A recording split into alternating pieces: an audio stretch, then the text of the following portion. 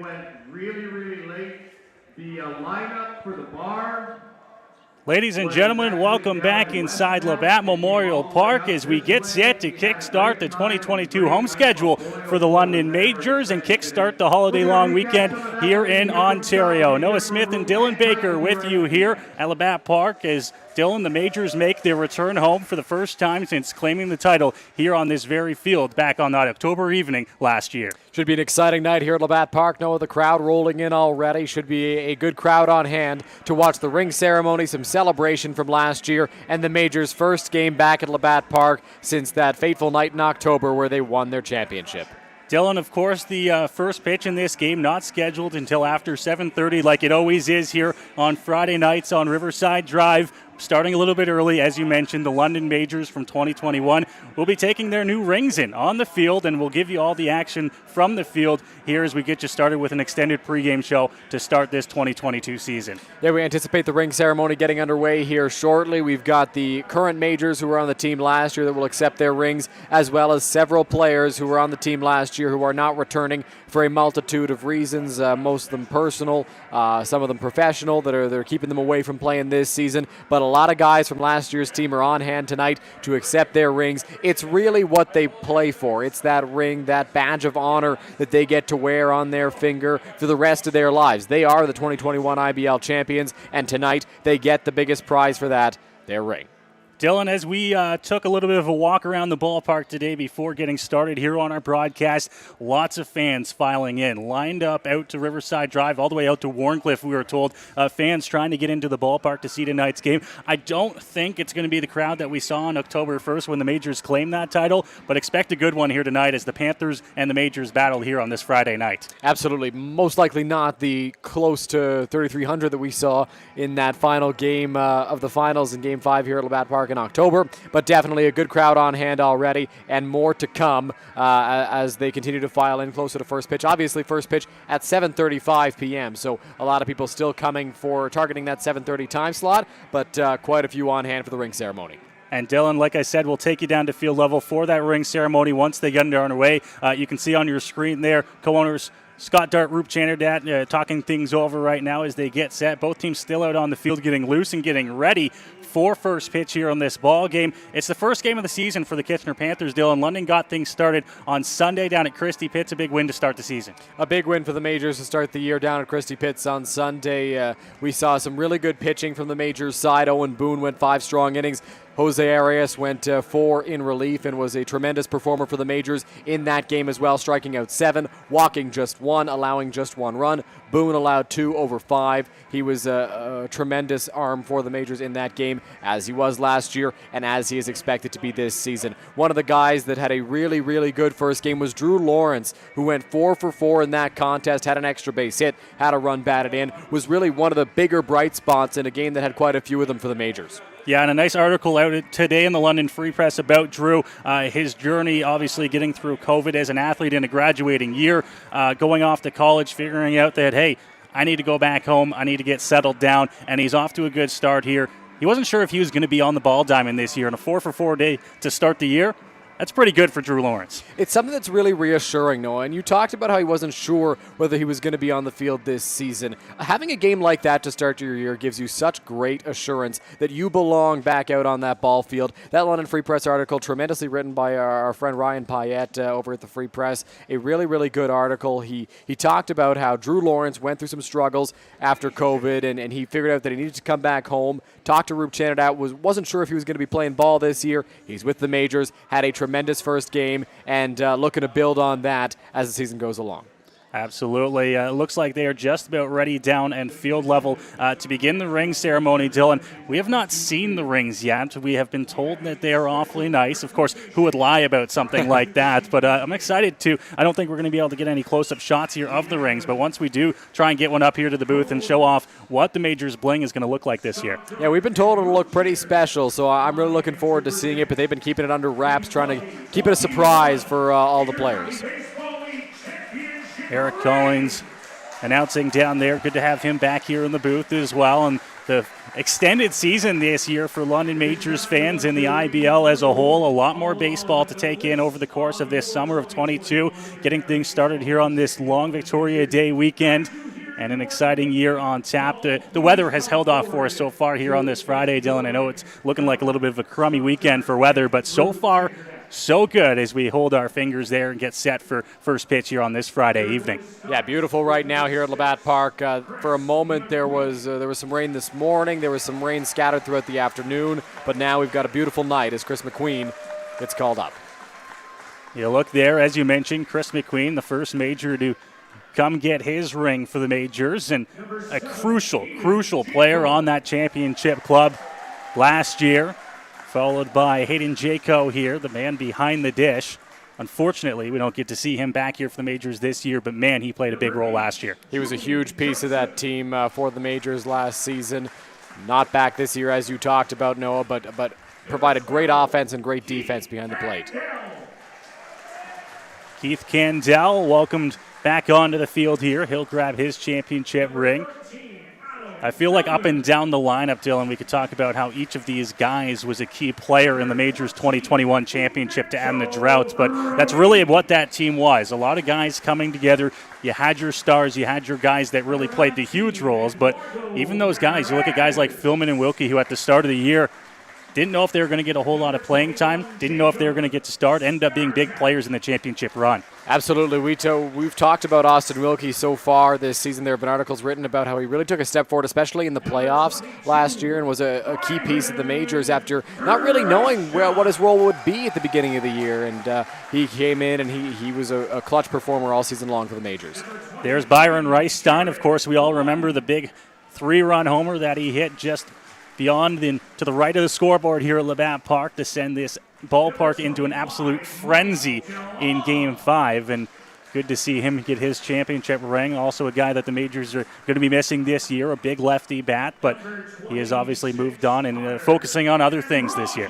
Yeah, Byron was such a huge piece of that team last year. Not returning this season, the Majors are trying to fill the void left by his bat. They feel that they've done a good job to replace some of that production that they're going to be lacking because Byron was so huge for them offensively last year. Connor Ambrosio down there as well, and Austin Wilkie trailing now, making his way out to grab his championship ring. Joining us here in the London Majors pregame show as we welcome you inside Labatt Memorial Park for the 2021 championship team ceremony here before we get underway with the home opener here on this 2022 season. Robert Doyle making his way out and greeted by Scott Dart and Roop Chanderdat. Exciting night to be a Majors fan, getting to celebrate that championship team, the team that finally brought a championship back to London for the first time since 1975.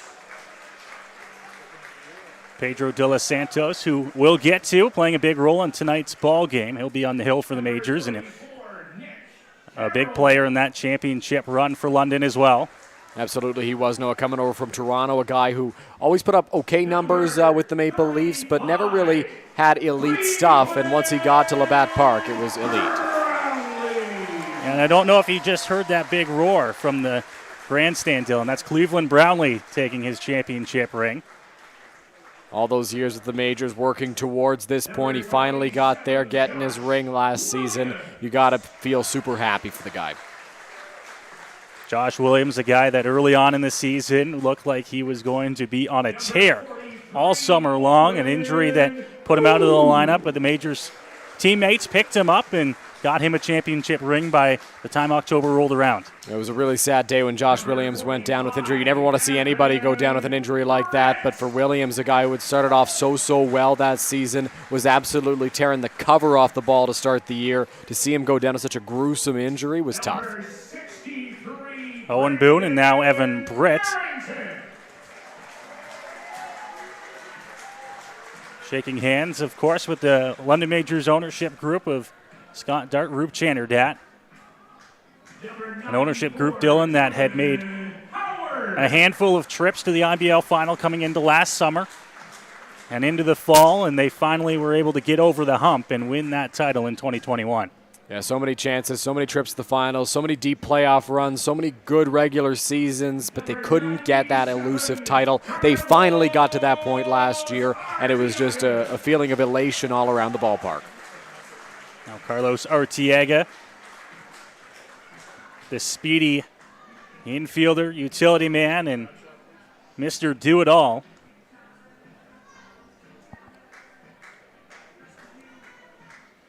Getting through the London Majors lineup here as we work into the coaching staff. And Brent Wales, the first one to come on out to get his ring. Brent's first season with the Majors was 2019 as the pitching coach and third base coach, served as pitching coach last year. And a really great guy. He's always been awesome with us, super helpful, so we're very happy for him.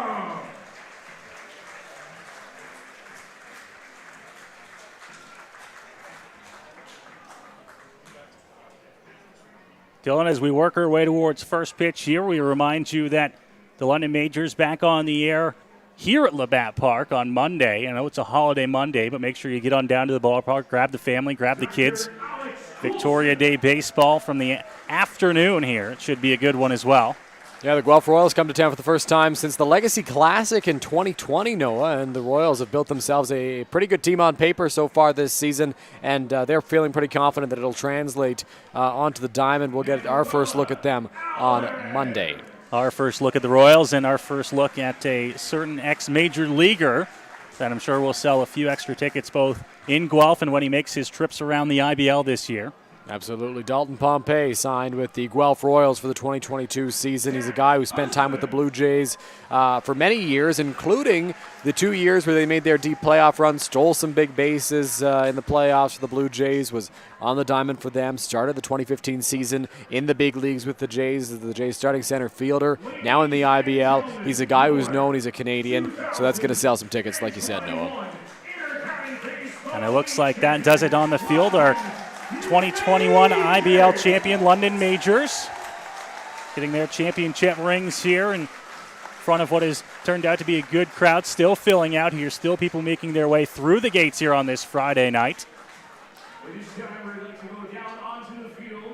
Now, Noah, I believe Scott Dart and Rube Chanadad are both going to say a few words to this crowd that has come out in big numbers so far, with more to come. Can we give a shout out to Eric Collins working hard out in the booth? Did a beautiful job all of last year organizing the music, memorizing names. Eric Collins, ladies and gentlemen. Before we hear from Rube and Scott, we want to get a welcome in from the City of London. Deputy Mayor Josh Morgan will be here. Let's make some noise, Josh Morgan, for a quick greeting and congrats. Yeah, I'll be quick. For everybody who was here that night, it was an amazing night. The stands were full. It was magical, and this season is going to be even better. And just let me say, on behalf of London City Council and Mayor Ed Holder, congratulations to the team. Thank you to the fans. Teams are nothing without the fans. And to Ruth and Scott and Angela and all that you do to make it happen here. We can't possibly thank you enough for just inspiring so many people in our city. Let's give them a huge round of applause.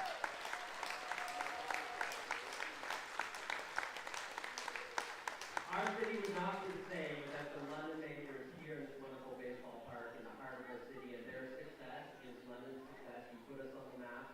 We're so proud of you and all that you're doing, and I can't wait to watch another season. My son and my daughter are here. We're with grandma, so they might be in the concession, like get a little bit of fun sugar. But it's a great family environment. I'm glad to be with my family, and I can't thank you enough. Thanks. Deputy Mayor Josh Morgan. It's always good to tell the owner of a team that the family's voting up on concessions. I promise you that much. And I only said quit 4 or 5 times because I know how you politicians do. You know how that is. All right, ladies and gentlemen, without further ado, let's bring in co-owner of the team, Mr. Scott Dart.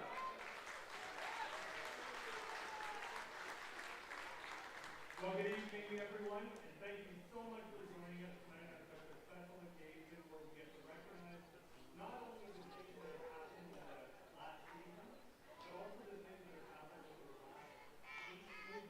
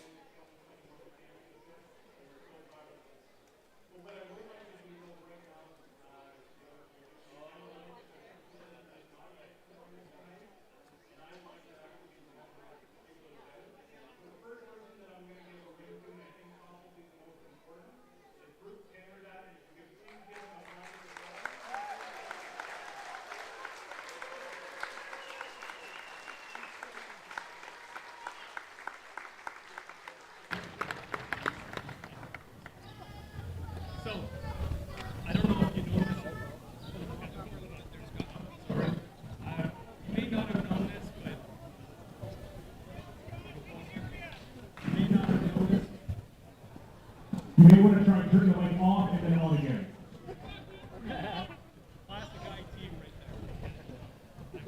Check. A little bit better? Okay. You may not have known this, but Ruth and I have been friends for a very, very long time. And I can't tell you how proud I am of not only the fact that Kitchener Panthers hit for so long, but also the amount of effort and the amount of distance they're taking of winning these two leagues and also for the best part for our fans is nothing short of miraculous.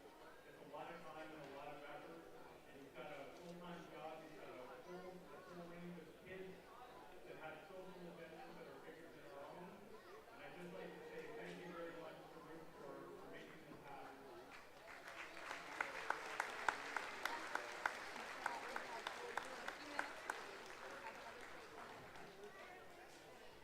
So next, I would like you to have something come up who's been part of the organization since 2008.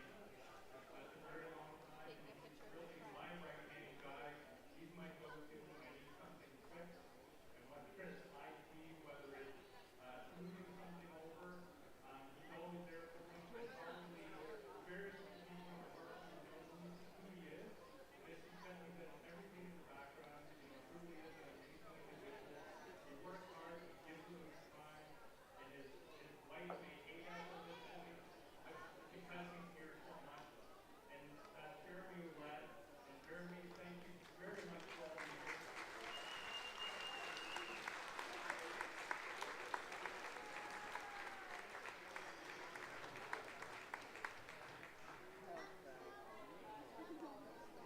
I might be getting a little low. And finally, the very last one that I'd like to bring forward is somebody who's near and dear to my heart. Or bring Jeremy back out. Angela, who's my wife.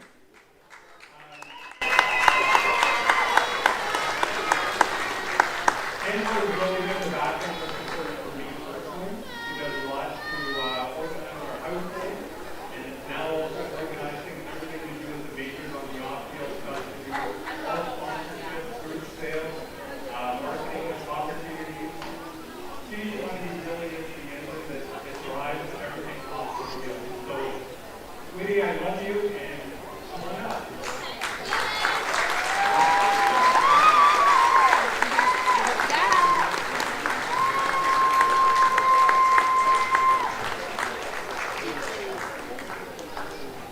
Okay, so now I'll turn it over to Bruce, and he's got a few things to say as well. But again, thank you to everybody for making our season so special. And really, it's not worth doing if we don't have fans. So thank you for everything.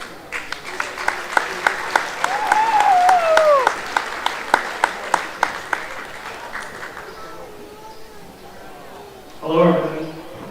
I've got to read this off my phone. I'm sorry about Coach's name. This will be my 17th season as manager of the major. Also marked my first time as the Intercounty Baseball League champion. Last year was special for so many reasons, and I would first like to thank my family for their support and sacrifice to allow me to meet this and for the best crowd in the league.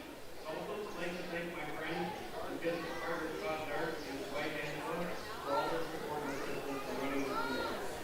There are so many people who helped build it all up to the point where you find yourself. Players who continue to put in hard work and make our city proud. The staff and volunteers who work tirelessly to help us bring jobs on and off the team. But certainly not meet our fans who continue all those years to know us and your thoughts. I'd also like to thank the Kitchener Panthers and being patient in the department. Last thing, go Majors, go!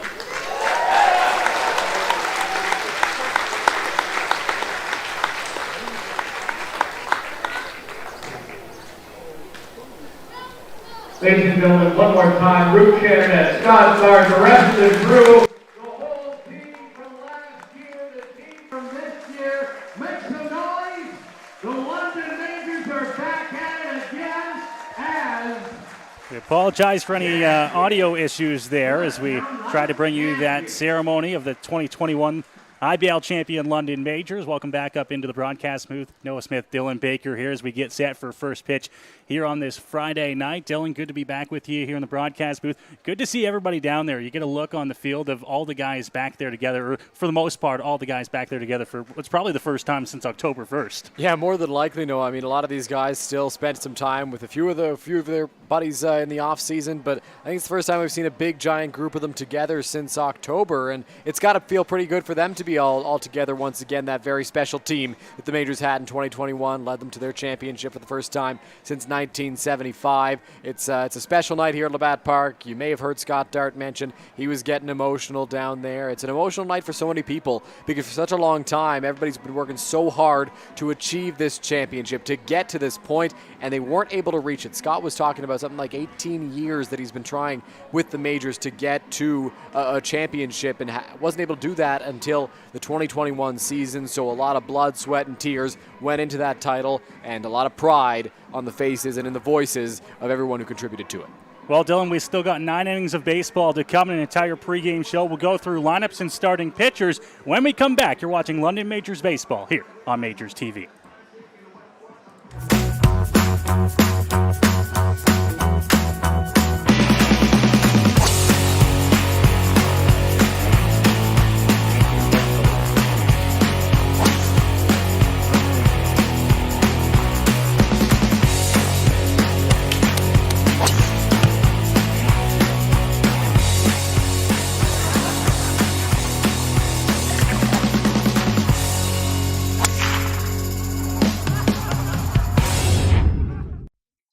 Here at eathealthyeats.ca, we believe that a healthy diet and good nutrition shouldn't have to be sacrificed just for convenience.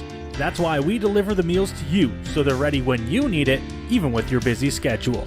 On our website, it's as easy as 1, 2, 3.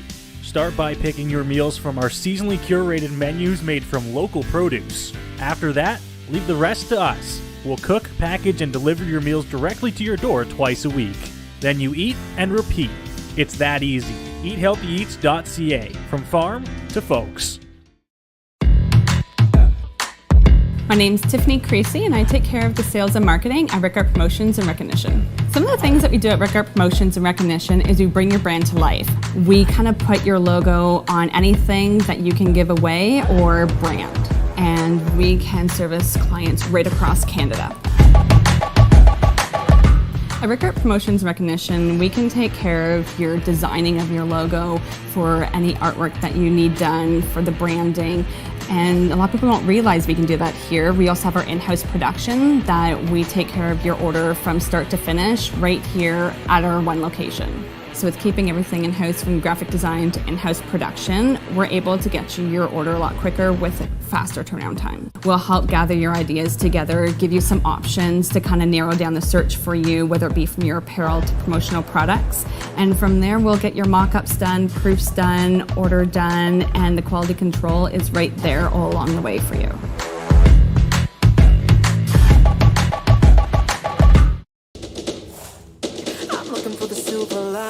So tell me where it hides. I know I got some lightning currents running through me. I found that silver lining on the inside of me. Yeah.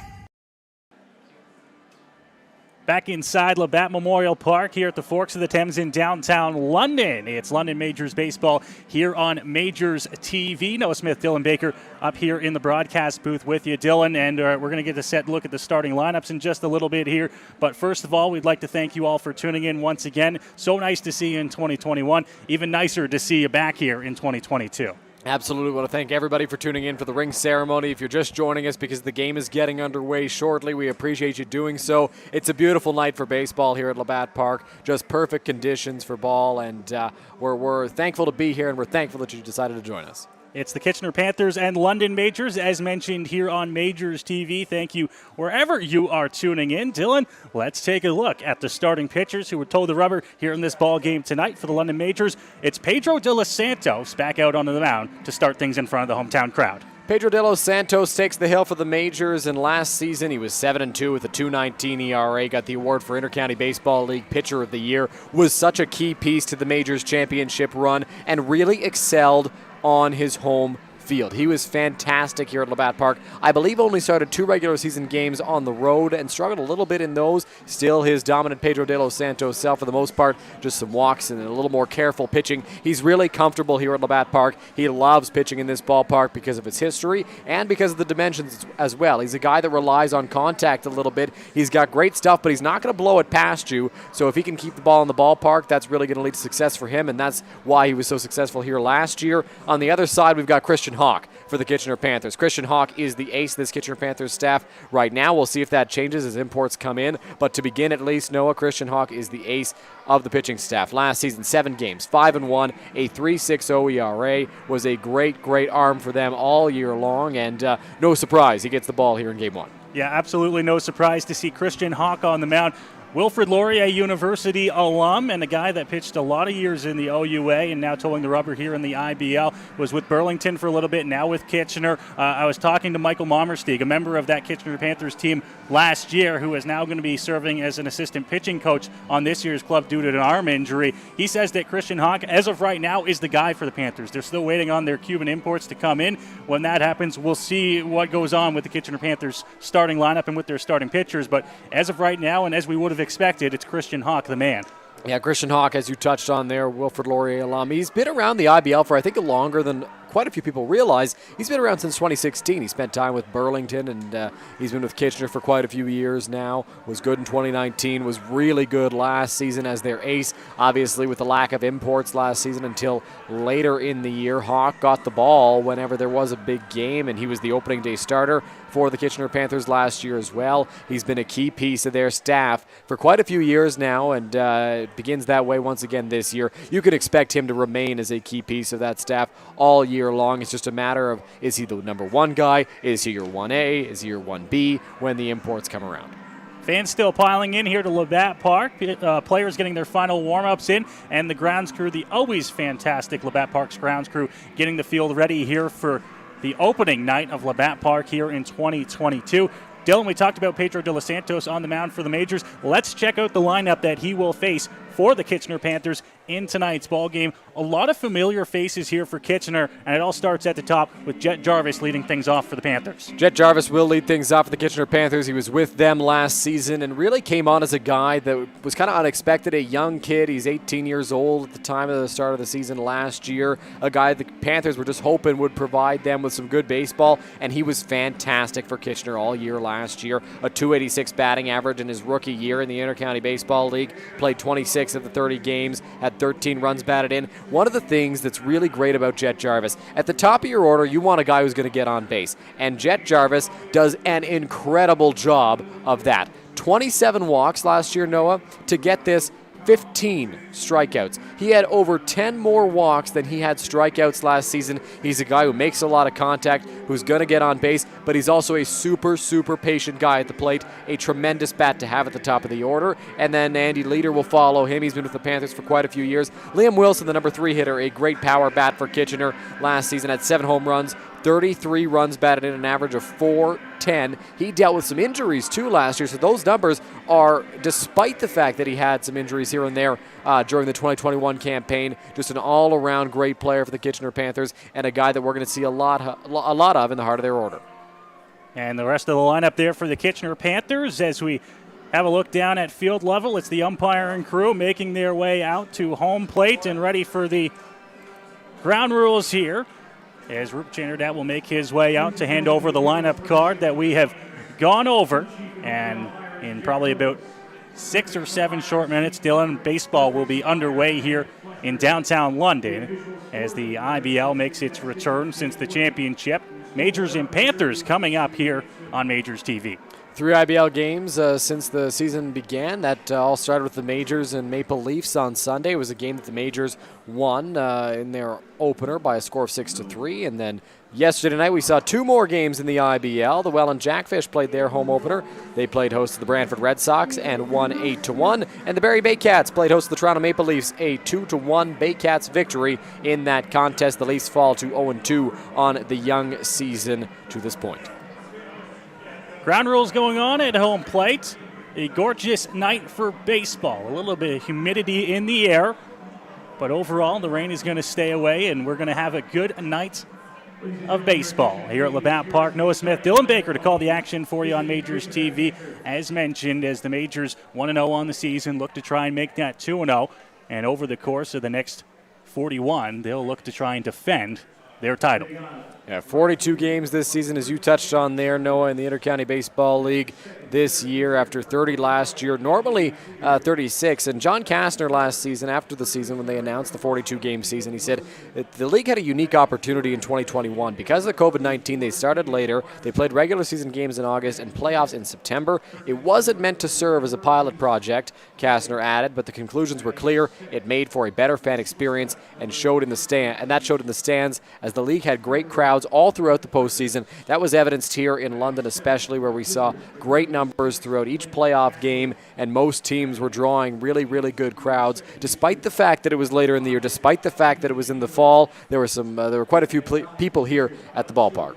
Well, we see it all the time in both the OUA, the OCAA, and college ball here in Canada. They play it in the fall months, September and October, and generally speaking, are two great, fantastic months in terms of weather for baseball. And the IBL got a taste of that. Usually the postseason sprinkles into the first few weeks of September.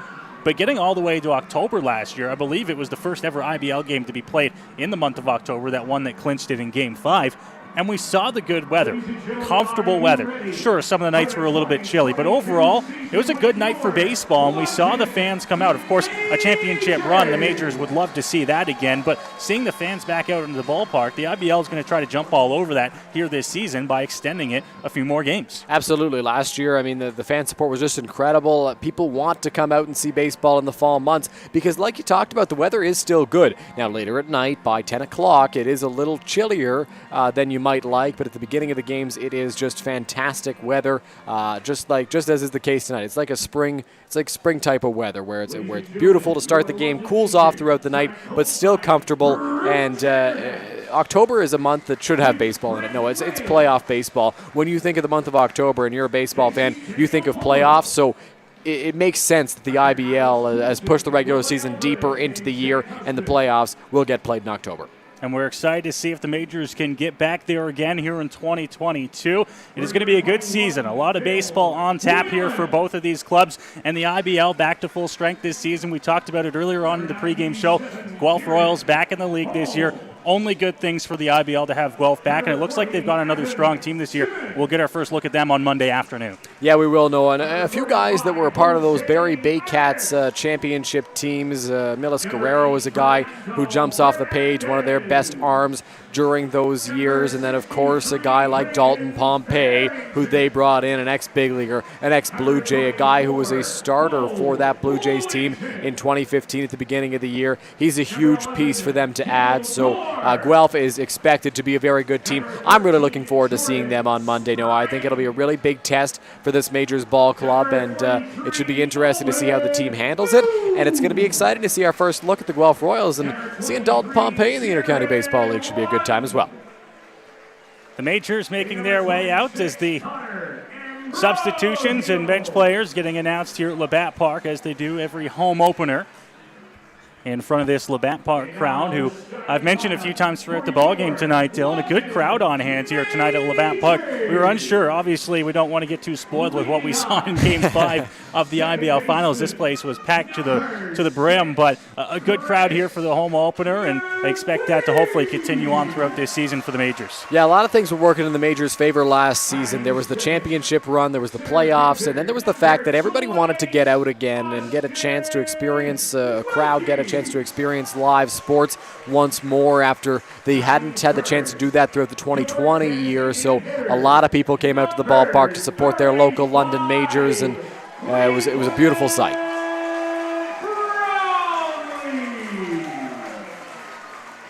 Roar of applause here at Labatt as Cleveland Brownlee is announced. There was some question marks surrounding Cleveland Brownlee's name over the offseason. Was he going to come back? Was he going to go out on top with the championship? I'd be lying, Dylan, if I said I wasn't on that side. I thought Cleveland might have gone out on top of the mountain, but the big man is back here, and evidenced by Sunday afternoon in Toronto, can still swing the bat. Absolutely, he can. At his first home run of the year in his first game of the season, and a really good sight for the Majors. Cleveland off to a hot start, and excited to see how he fares in his 12th season in the Intercounty Baseball League. He said when he came back, when the Majors announced his signing, his son told him that if he didn't play, he wouldn't be famous anymore, and so Cleveland just had to come back. We've talked about Drew Lawrence already here in the broadcast. Drew was, I believe, 7 years old when Cleveland made his debut for the London Majors back in 2010. And now they are donning the same pinstripes here on the diamond at Labatt Memorial Park.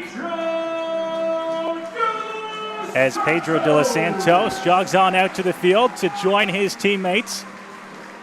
You got to love the energy that Pedro de los Santos brings, Noah.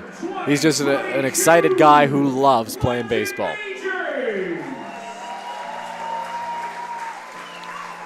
A look there on your screen, the 2022 London Majors as they are here on opening night at the ballpark, the home opener, I should say. Dylan, it looks like they're going down to the field level for the national anthem, so at this time we'll take a break for the commercials and be back with first pitch here from Labatt Memorial Park.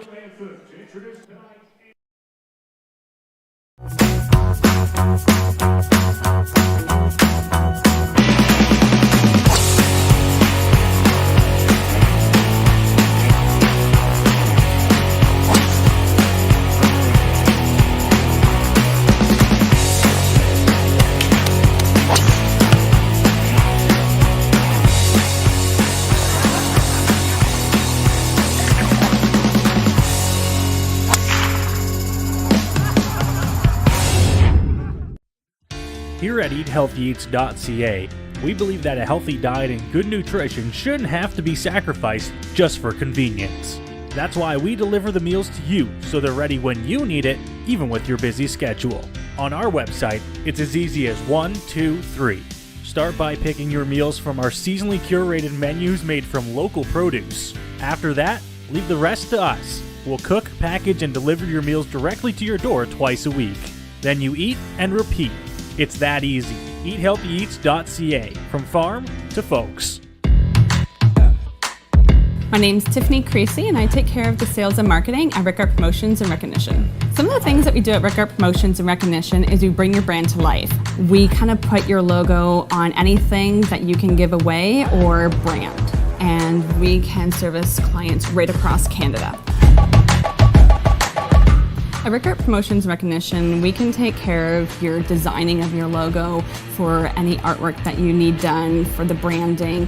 And a lot of people don't realize we can do that here. We also have our in-house production that we take care of your order from start to finish right here at our one location. So with keeping everything in-house from graphic design to in-house production, we're able to get you your order a lot quicker with a faster turnaround time. We'll help gather your ideas together, give you some options to kind of narrow down the search for you, whether it be from your apparel to promotional products. And from there, we'll get your mock-ups done, proofs done, order done, and the quality control is right there all along the way for you.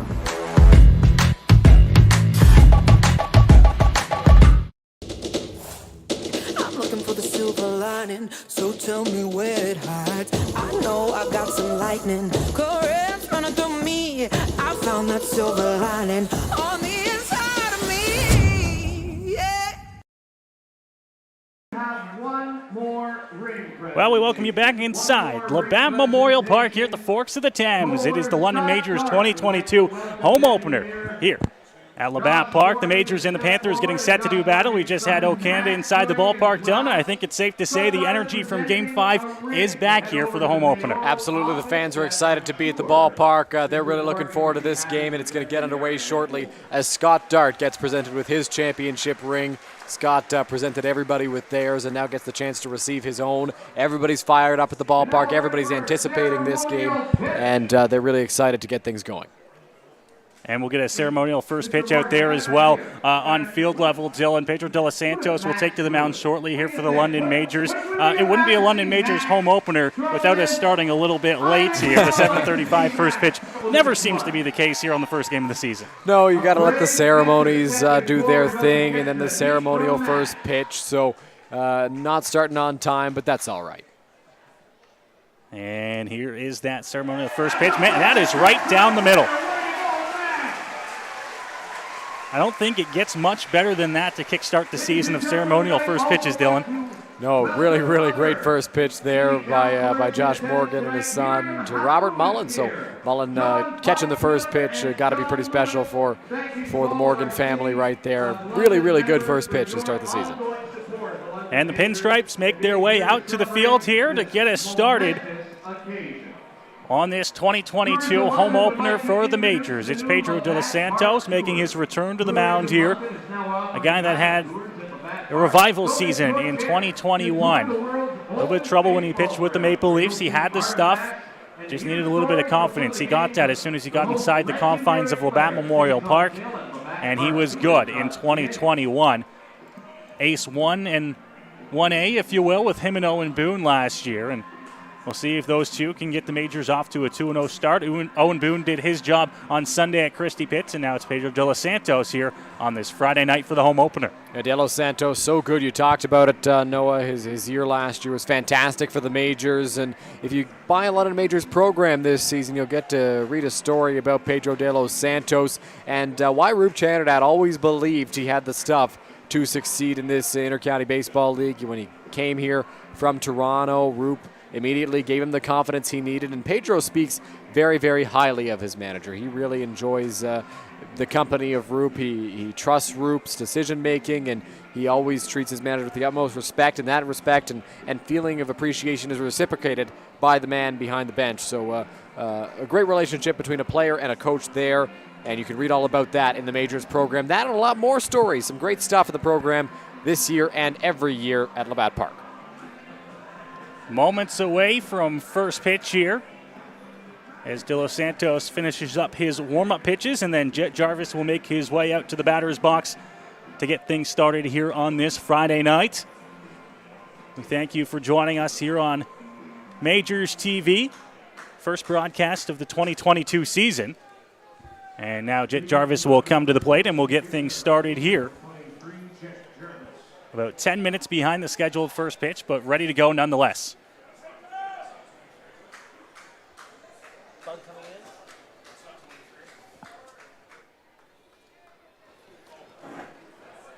Pedro de los Santos ready here on the mound, and Jarvis to lead things off. The first pitch there is going to miss, and we are underway here from Labatt Park on this Friday night, 1-0. The lefty de los Santos ready again. Hucks one over the outside edge, and it's 1-1. That's something we'll see from De Los Santos, some check swings from guys, some uncomfortable looking at bats, and that's how he finds success in this league. De Los Santos, and a swing and a miss.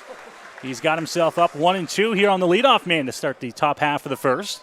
De Los Santos loves mixing pitches. He'll come with the fastball, and then he'll throw you 3 straight breaking balls. He loves changing things up to try and fool with hitters.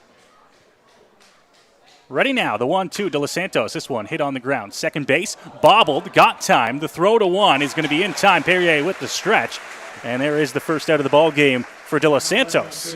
We talked about in the pregame how Jet Jarvis just does not strike out. Right there, another example of it. On a 1-2 count, was able to avoid the strikeout, put the ball in play, and nearly got rewarded for it as Chris McQueen bobbled it over at second base, was able to collect himself, collect the ball, and throw it over to first to still retire the Panthers outfielder. One of the nice parts about playing second base, you get that extra half second there, and McQueen needed it after the bobble. Now this one hit on the ground. Third base on a hop. Throw over from right is going to be in time, and quickly here, 2 gone for the Majors in the top half of the first. Some weak contact induced there by Pedro de los Santos. A slow ground ball to his third baseman, Taylor Wright, who we'll talk about, I'm sure, throughout this season, throughout the ball game. And de los Santos will do that sometimes. He'll induce weak contact, and if he's able to do a lot of it, he'll have some quick innings. At times, Pedro struggles with his command, or at least that's what we saw last year, where he nibbles around the zone a little bit too much. That's how he finds success, but at times it can be a little bit too much, and that causes him some problems. Right now he's going right after guys, and he's able to induce some weak contact right there on the ground out to right. So now with 2 gone, it's the 3-hitter, and that one's going to come inside from De Los Santos. Hit him, and the Panthers will have their first base runner of the ball game here with 2 outs in the first. Pedro de los Santos last season in 9 starts had 16 hit by pitches, so I don't think Liam Wilson should take this one too personally. I think it's something that's a part of Pedro de los Santos' game. He does hit batters here and there, and 16 of them last season, has his first in the first inning of this year. De los Santos was a guy that produces a lot of in-play balls, whether it's in the ground, in the air, and does a good job at getting out of innings here. That first pitch is going to be over for a strike. He's quickly ahead 0-1 here on Keegan Marsden. Marsden hit .338 last year. A very good season for the Kitchener Panthers. 2 home runs, 14 runs batted in. Also had more walks than strikeouts for Kitchener, so a very big bat and one that is a force to be reckoned with. Inside, and they're going to say that one got Marsden on the jersey as well. So back-to-back hits batters now for De Los Santos after a quick couple of outs. Yeah, De Los Santos right there tried to hit the inside corner, didn't quite get it, just got a piece of the jersey of Keegan Marsden, and despite protestations from Robert Mullen, who turned to home plate umpire Jeff Rose and said, really, that got him? Are you giving him first base on that one? Rose said yes, and he's got first, so despite the fact that it didn't really get him too flush, he has a base. Marsden went to his jersey right away to say that it got him, but the home plate umpire was on it well before that, so we obviously did see something. As now De Los Santos gets set to work with a pair of runners on with 2 outs in the first inning. He's ahead 0-1 after that pitch. Reese Redding at the plate for the Kitchener Panthers, one of the guys that we have not seen before in a Panthers uniform. Oh, he takes a big rip at that off-speed pitch from De Los Santos, and he's in a hole here 0-2 now. De Los Santos ready to grab his sign from Mullen. He's got an 0-2 count here. And now he's ready to the plate. That one fouled straight back into the screen. Redding, an Ontario Blue Jays alumnus, is a catcher by trade, but can play all over. Tonight, he's the third baseman. Looking to try and put the Panthers up here in the top half of the first inning. After a quick 2 outs, they've got 2 runners on now. Pitch just off and maybe a little bit up in the zone before the break, and it's 1-2. Redding, a product of the University of Arkansas at Monticello. Had a good season over there this year. De Los Santos ready. Crowd cheers him on. 1-2. Fouled off, and that one's going to find its way into the seats just over top of the London Majors dugout on that third base side. We'll have to redo the 1-2. I've been informed that Reese Redding did, in fact, play for the Panthers a few years ago and nearly had an inside-the-park home run at Jack Couch Ballpark. Fans ready. 1-2. That one in the dirt. Mullen has to pick it out of the chalk, and the count will even up at 2-2. De Los Santos, a good off-speed pitch there, trying to get a chase from Redding. Didn't get one, and now we'll have to redo it. Still in a 2-strike count, though Redding now has 2 balls as well.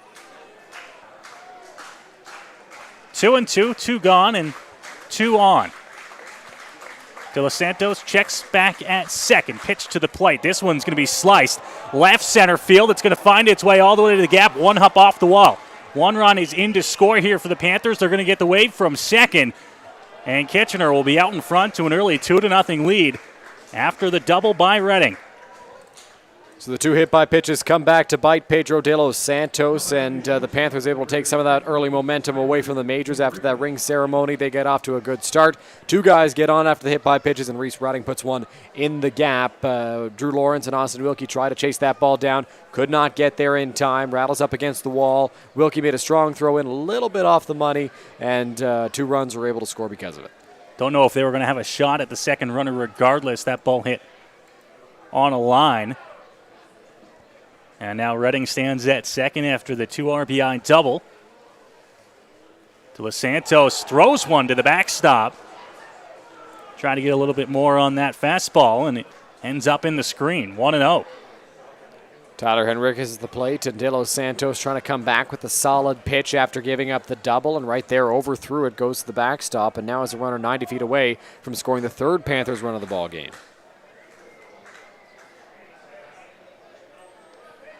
De Los Santos will stare in here, trying to get out of this first inning. Pitch there for a strike, evens the count up at 1-1. Good to come back with a strike there if you're Pedro de los Santos. Obviously, don't want to miss that badly as he did on the first pitch, but is able to come back, find the zone again. Now the pitch is going to miss, 2-1.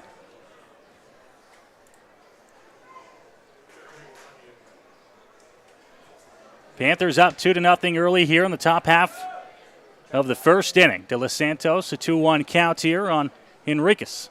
Pitch in the dirt now, 3 balls and a strike. De Los Santos has to trust his stuff here and come back with a pitch in the strike zone, whether that's a fastball, whether it's an off-speed. He's able to get outs with any of his pitches, so he's just got to feel confident enough to come back with them in the strike zone and allow Henriquez to make weak contact here. That's the hope, so long as you execute that pitch well, and De Los Santos should know that he can.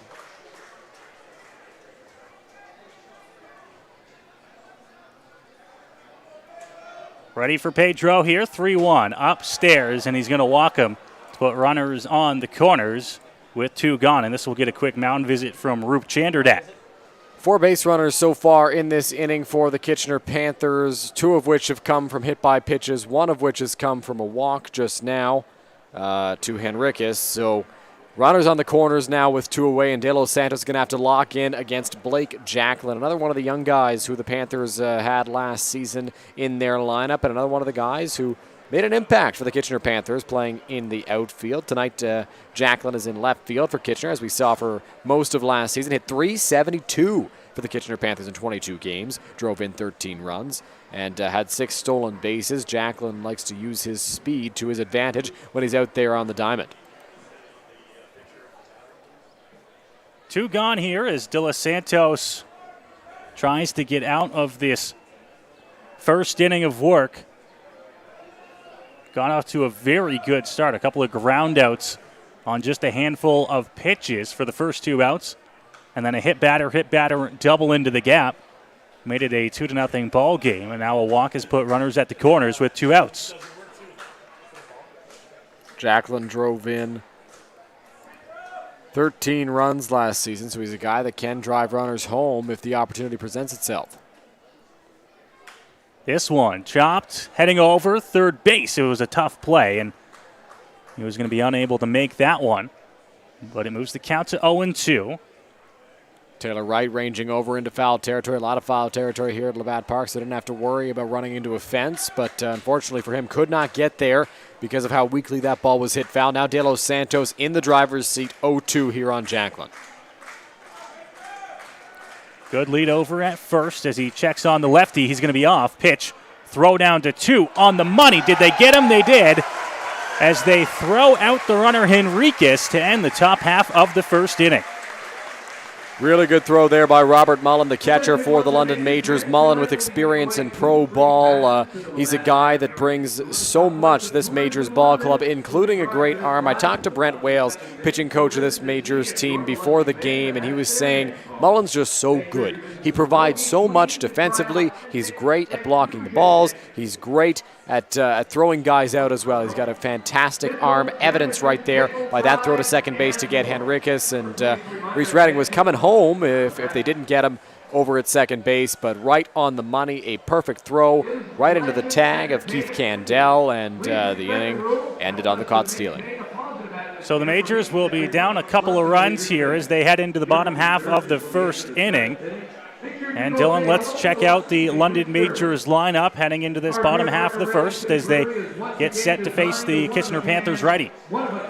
So familiar faces, pardon me. Starting things off for the Majors, Chris McQueen leads off at second base. Austin Wilkie's in center field. Cleveland Brownlee is the designated hitter batting third. Cleveland hit third last season. He hit cleanup and he hit fifth as well, all over the heart of the order. He's batting third to start the season as he was in Toronto. Cleveland hit a home run in that game at Christie Pitts. He was a great bat for the Majors, has been for such a long time, a fan favorite around the city of London, so good to see Cleveland back. He's batting third, followed by Robert Mullen, who we just talked about after the caught stealing to end the top of the first inning. Mullen has experience in pro ball with the Oakland Athletics organization. 234 minor league games, got all the way up to AAA, I believe. 14 home runs, 91 runs batted in. 30% of runners stealing on him were caught, and that was the case here in the first inning. He got the only runner that tried to steal off him at second base. Mullen will be followed by Taylor Wright, a former D1 ball player at the University of Maryland, and then Starling Joseph, Drew Lawrence, Dan Perrier, and Keith Candell round things out for the Majors. Those are the 9 for the London Majors here as they get set to face Christian Hawk here in the bottom half of the first inning for Kitchener.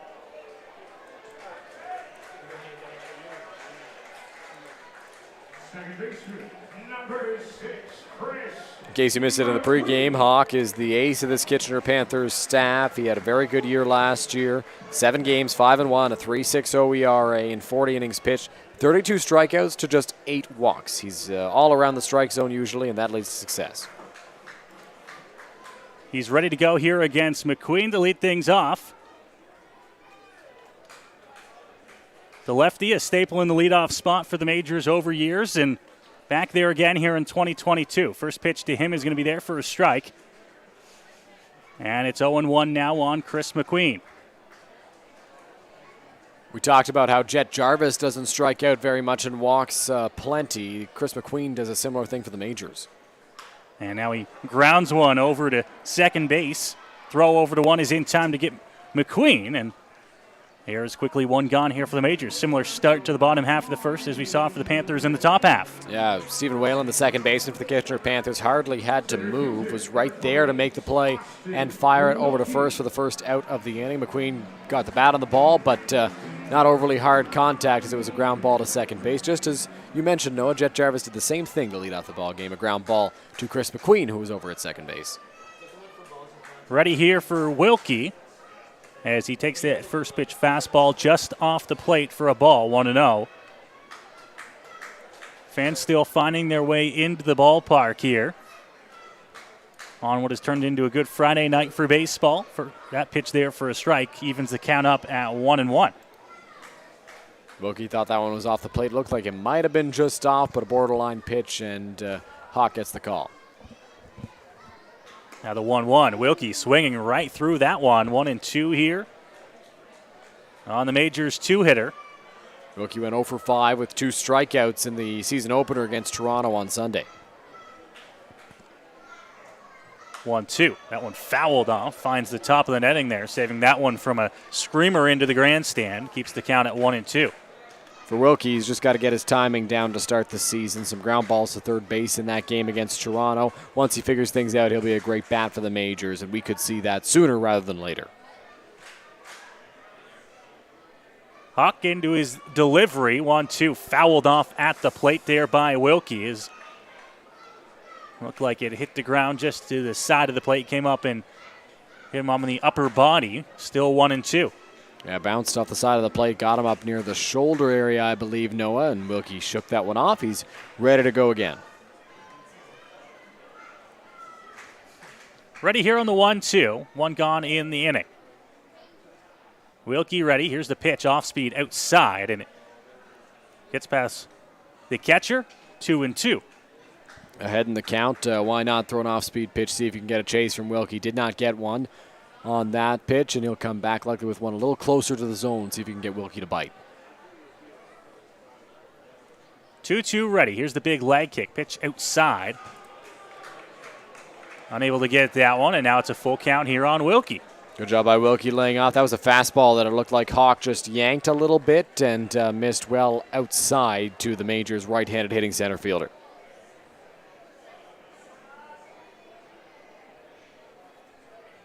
3-2 pitch now. This one hit on the ground. Once again, second base. Whalen the throw up there, and they got him for the second out of the inning.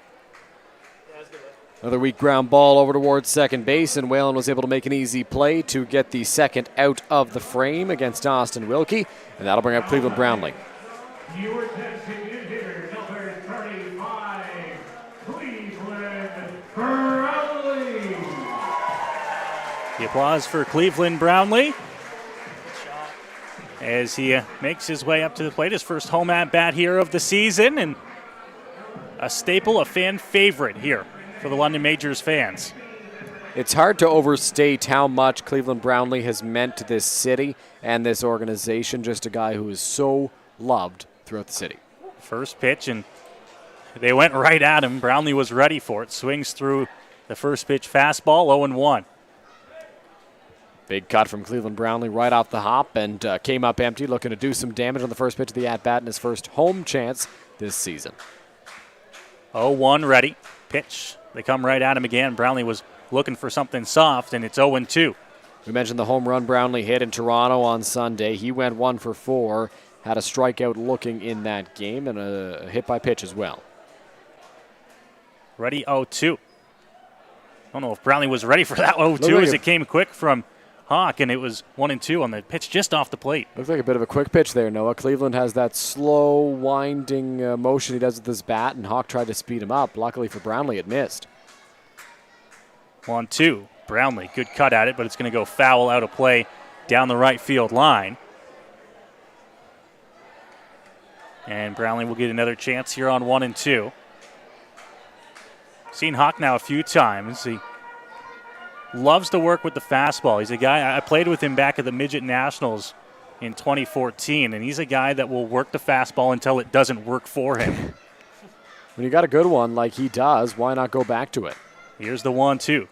Comes again, that one a little bit off it, and it's low for a ball, 2-2.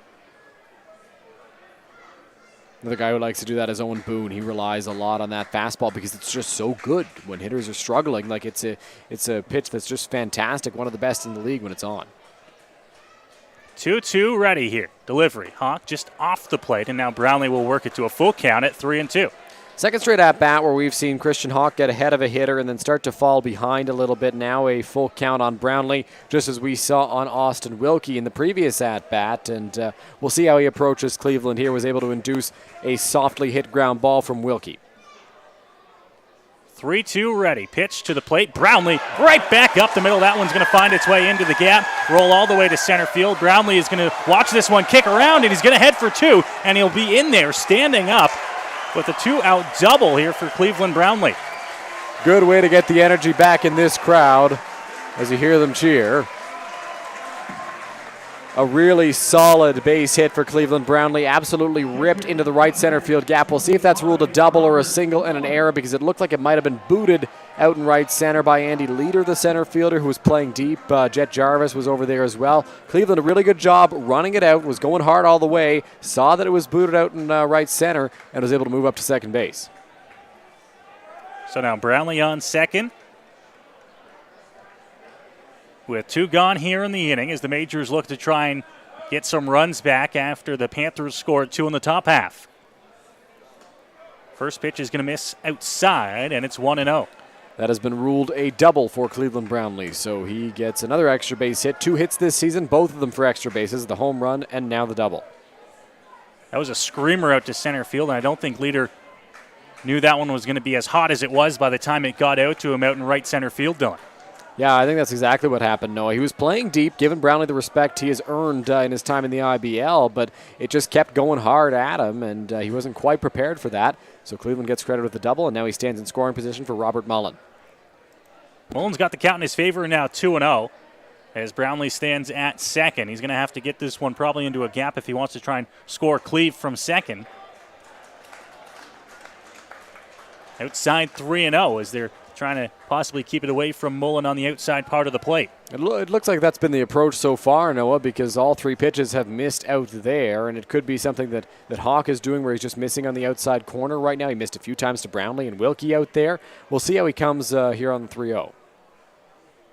3-0 ready. Hawk to the plate. Mullen was taking all the way, it looked like, as that one missed, but not by much, and he takes the base on balls, put runners at first and second here with 2 gone. Yeah, that one looked like it was very close to hitting the corner, but just off the plate. Good take from Robert Mullen, who had 80 walks in his years in the minor leagues. A really good job by the Majors backstop to get himself on base. So now 2 guys are on for Taylor Wright, who in his first game with the Majors on Sunday in Toronto went 1 for 3 and scored 2 runs. Now has a chance to drive 1 in, and if he can get a ball into the gap, maybe 2, though Mullen doesn't have lots of speed over at first base. Much like the Panthers in the top half of the inning, the Majors got the first 2 outs fairly quickly and then have put a couple of runners on here, and now they'll try to press with 2 outs in the bottom half of the first. That one's going to be missed inside as Hawk falls behind 1-0. Hasn't looked the same since the Cleveland Brownlee double to right center field. Noah, you talked about how maybe they were going outside on Mullen. I think he's just missing to that same spot because he missed there to Wilkie several times, Brownlee several times, and Mullen every pitch. Hit on the ground. This one's going to get in the hole and into right field. Brownlee's going to look, and he's going to be held at third base. Probably the right move from the third base coach there to not risk it, as Brownlee likely would have been tossed or thrown out, at the plate. Yeah, Jet Jarvis has a very good arm out in right field. Casey David Pullum, aware of that, was with the majors last season, saw Jet Jarvis, and Brownlee obviously not with blazing speed like he used to have. So coming around to third base, he gets the stop sign from the majors' third base coach and does not score. So the majors pressing here with 2 gone in the bottom half of the first inning, and now Starling Joseph will come to the plate with the bases loaded and 2 gone. A Brownlee double, the walk, the base hit, and now the bags are loaded here. Pitch there from Hawk. He gets ahead 0-1, and that's the way he needed to start this at-bat. Absolutely. Not only does he start the at-bat with a strike, but he starts the at-bat with a strike on the outside corner, which is where he was missing. That gives him some insurance that, hey, I can still go to that outside corner and find the strike zone. 0-1 here, ready, sign given by Gauthier, and it's going to miss. Joseph will take it 1-1. Great chance here for Starling Joseph, who spent time in the Texas Rangers organization, looking to make an impact with the majors in his first game at home. Great opportunity to do that with 2 guys in scoring position and the bases loaded here. This one fouled off on the right side. A little bit of a fake break there from Cleve at third. Don't know how many people you're going to fool with that one, Cleve.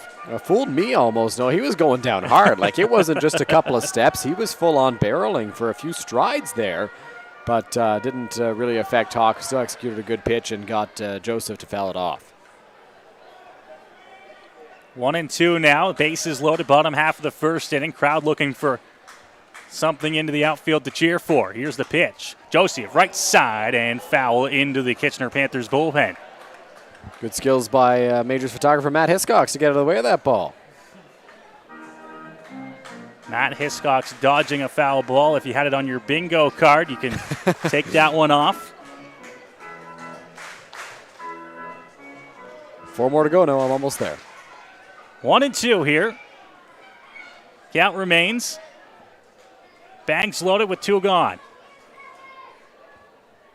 Hawk ready. Pitch to the plate. Fouled off. Nice battle going at home there as Joseph will take a step out, grab a breather, and get ready to go again. Hawk with a good pitch on the outside corner. Joseph just did get a piece to stay alive. A very well-executed pitch by the Panthers righty. Bags loaded as you see him there. Hawk stands in, ready for the 1-2 again. Joseph's trying to stay alive. Pass the baton. Here's the 1-2. Swing and a miss. Might have got a piece of it, but Hawk sets down Joseph to end the first inning. The Majors got some base runners. They loaded them up, but they'll strand 3, and they'll go to the second inning trailing by a couple of runs here as the Panthers lead by a score of 2-0. Here, you're watching London Majors Baseball on Majors TV. For $5.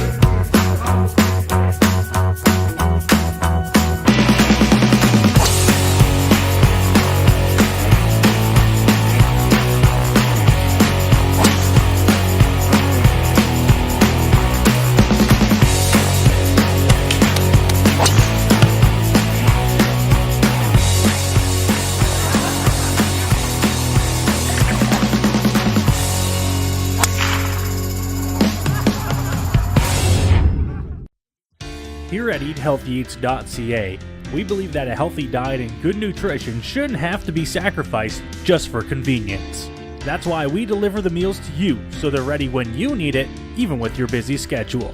On our website, it's as easy as 1, 2, 3. Start by picking your meals from our seasonally curated menus made from local produce. After that, leave the rest to us. We'll cook, package, and deliver your meals directly to your door twice a week. Then you eat and repeat. It's that easy. eathealthyeats.ca, from farm to folks.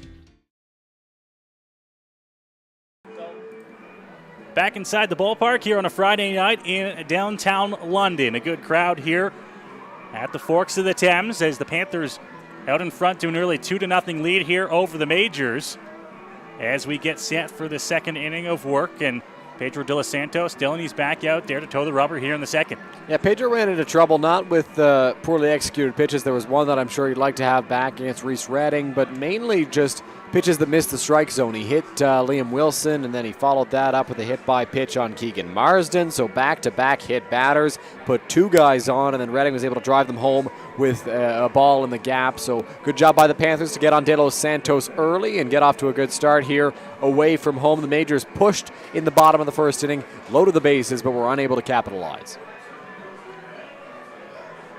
Just one hit in that opening inning for Kitchener, but it was the double that scored two. The Majors picked up a pair of hits. They were unable to score. So as it sits right now, we'll head out to get set for the top half of the second inning. With De Los Santos ready here to begin things. Blake Jacklin will get another chance at the plate after he came up and the runner was thrown out trying to steal second base. Henriquez tried to steal second, but was thrown out by catcher Robert Mullen. So Jacklin gets another shot with the bases empty, trying to start something for the Kitchener Panthers. Not a bad guy to start things off. First pitch is there from Pedro, so he's going to get ahead 0-1.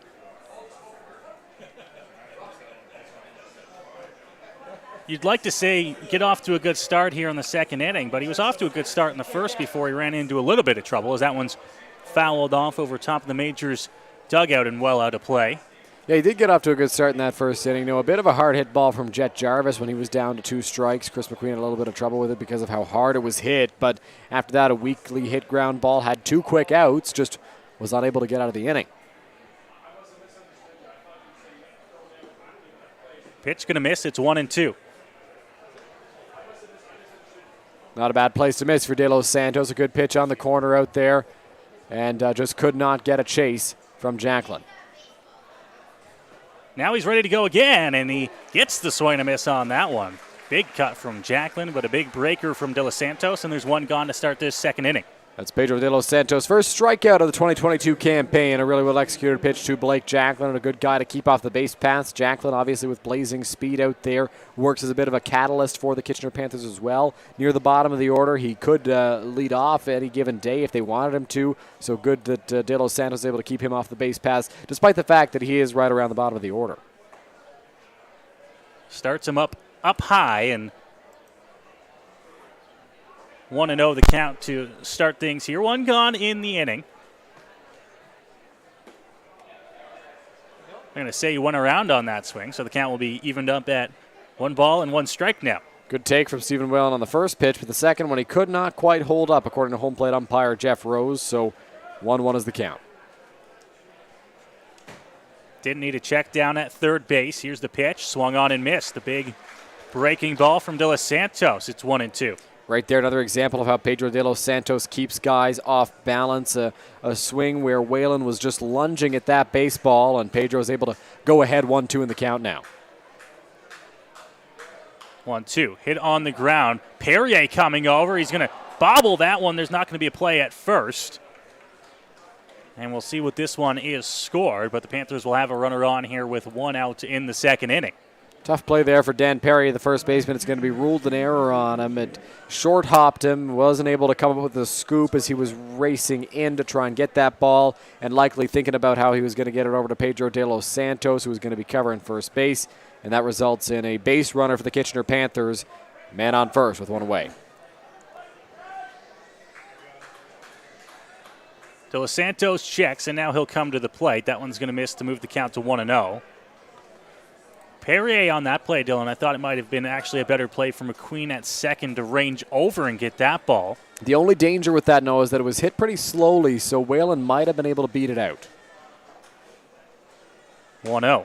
Well outside as Mullen has to reach over with that glove hand to get the ball. 2-0.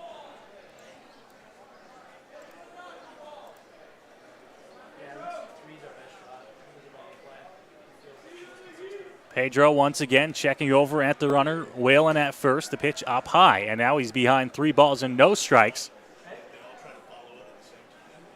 That one just did miss to Gauthier, the catcher, and De Los Santos now has to worry about the runner at first, and a 3-0 count. Just needs to find the zone here on this one. With the number 9 hitter at the plate, it's likely that he gets the red light, hoping De Los Santos will miss again. So find the strike zone, execute a good pitch, and just make sure that you're able to get a strike. 3-0 from De Los Santos. That one is there for a strike. So taking all the way on 3-0. And De Los Santos works himself back into the count now. See what he comes with here on 3-1. De Los Santos being forced to work early here in this ball game. Tough first, and now a little bit of trouble here as that ball is going to miss, and he puts runners at first and second with one out. So De Los Santos executed a good pitch to induce the ground ball towards first base with the last batter, Stephen Whalen, and it was bobbled by his first baseman, Perrier. So Gauthier is able to get aboard on that last walk. So 2 guys on now for the top of the order. Not an ideal spot. Tough guy to double up coming up as well as Jarvis steps into the batter's box. He's got good speed at the top of the order. So even if he's able to induce a ground ball, it's going to be hard for his middle infielders to turn 2.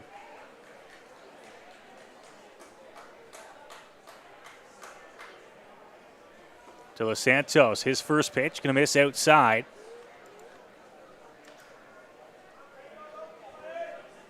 Mullen looking over to the bench to get the sign here, what they're going to come with on 1-0. Bottom of the order here, you got to come right at these guys, as that one is going to be there. Swung on, fouled off, out of play. Over first base, Robbie Gauthier, the catcher, spent some time with the Brantford Red Sox last season, and now with the Panthers. 21 games, 293 batting average for Brantford. The Oakville, Ontario native. It was his first year in the IBL.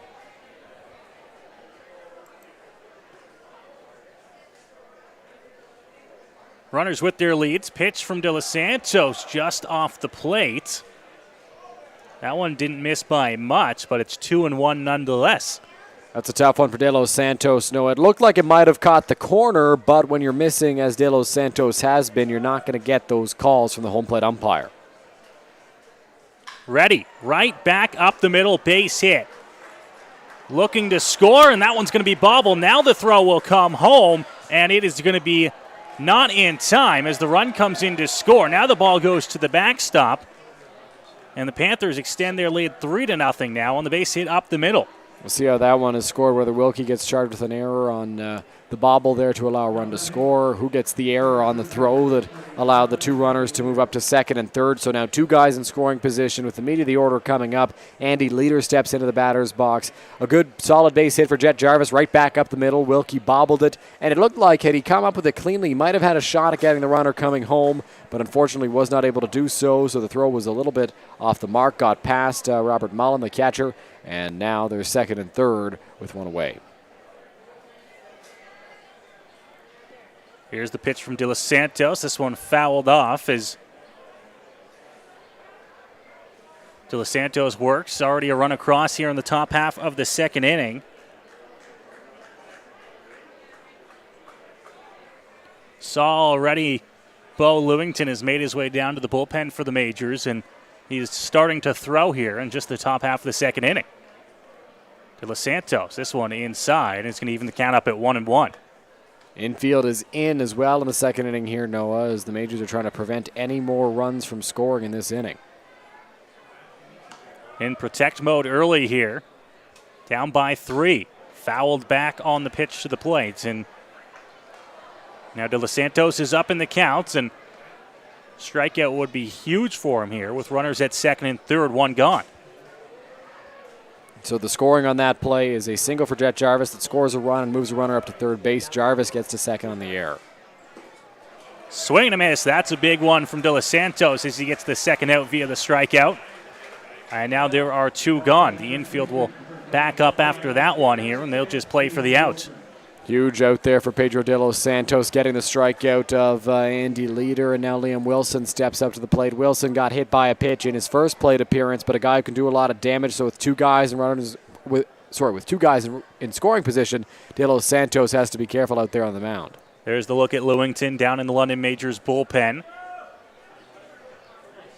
as he gets loose, and he is not just stretching. It looks like he is throwing to come into this ball game. If De Los Santos can't get this next out, it might be sooner rather than later. Pitch to the plate there for his strike.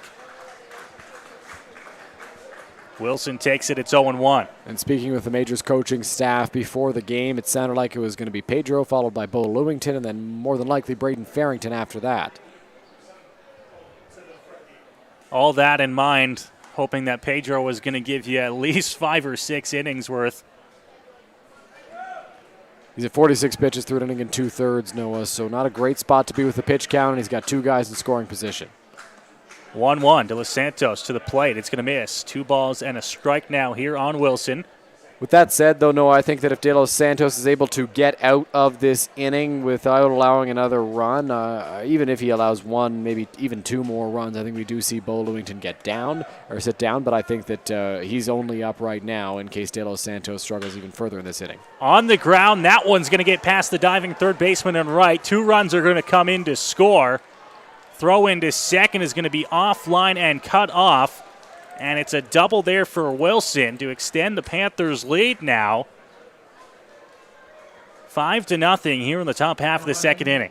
Solid contact from Liam Wilson, ripped it down the third base line. Taylor Wright dove for that baseball, could not come up with it, and he's got himself a 2 RBI double. We talked about how dangerous Liam Wilson is at the plate, and that's just another example of it for the Kitchener Panthers. Such a great year last season, a great hitter in the Intercounty Baseball League in his IBL career. Drove in 33 runs last season, near the top of the Intercounty Baseball League, and has his first 2 of the 2022 season after that last double.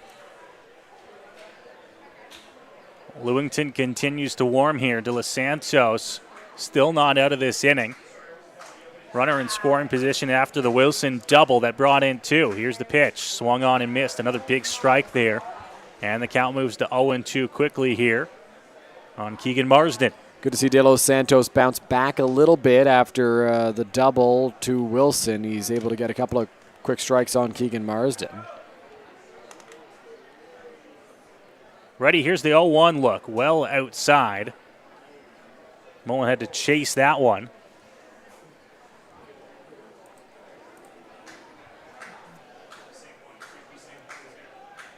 One and 2 here on the big bat for the Panthers in Marsden. Looking to try and drive in another run here in the top half of the second. Here's the 1-2, and it's inside, and he's going to get hit. De Los Santos struggling to find his command here in the second inning, and there's runners at first and second with 2 out.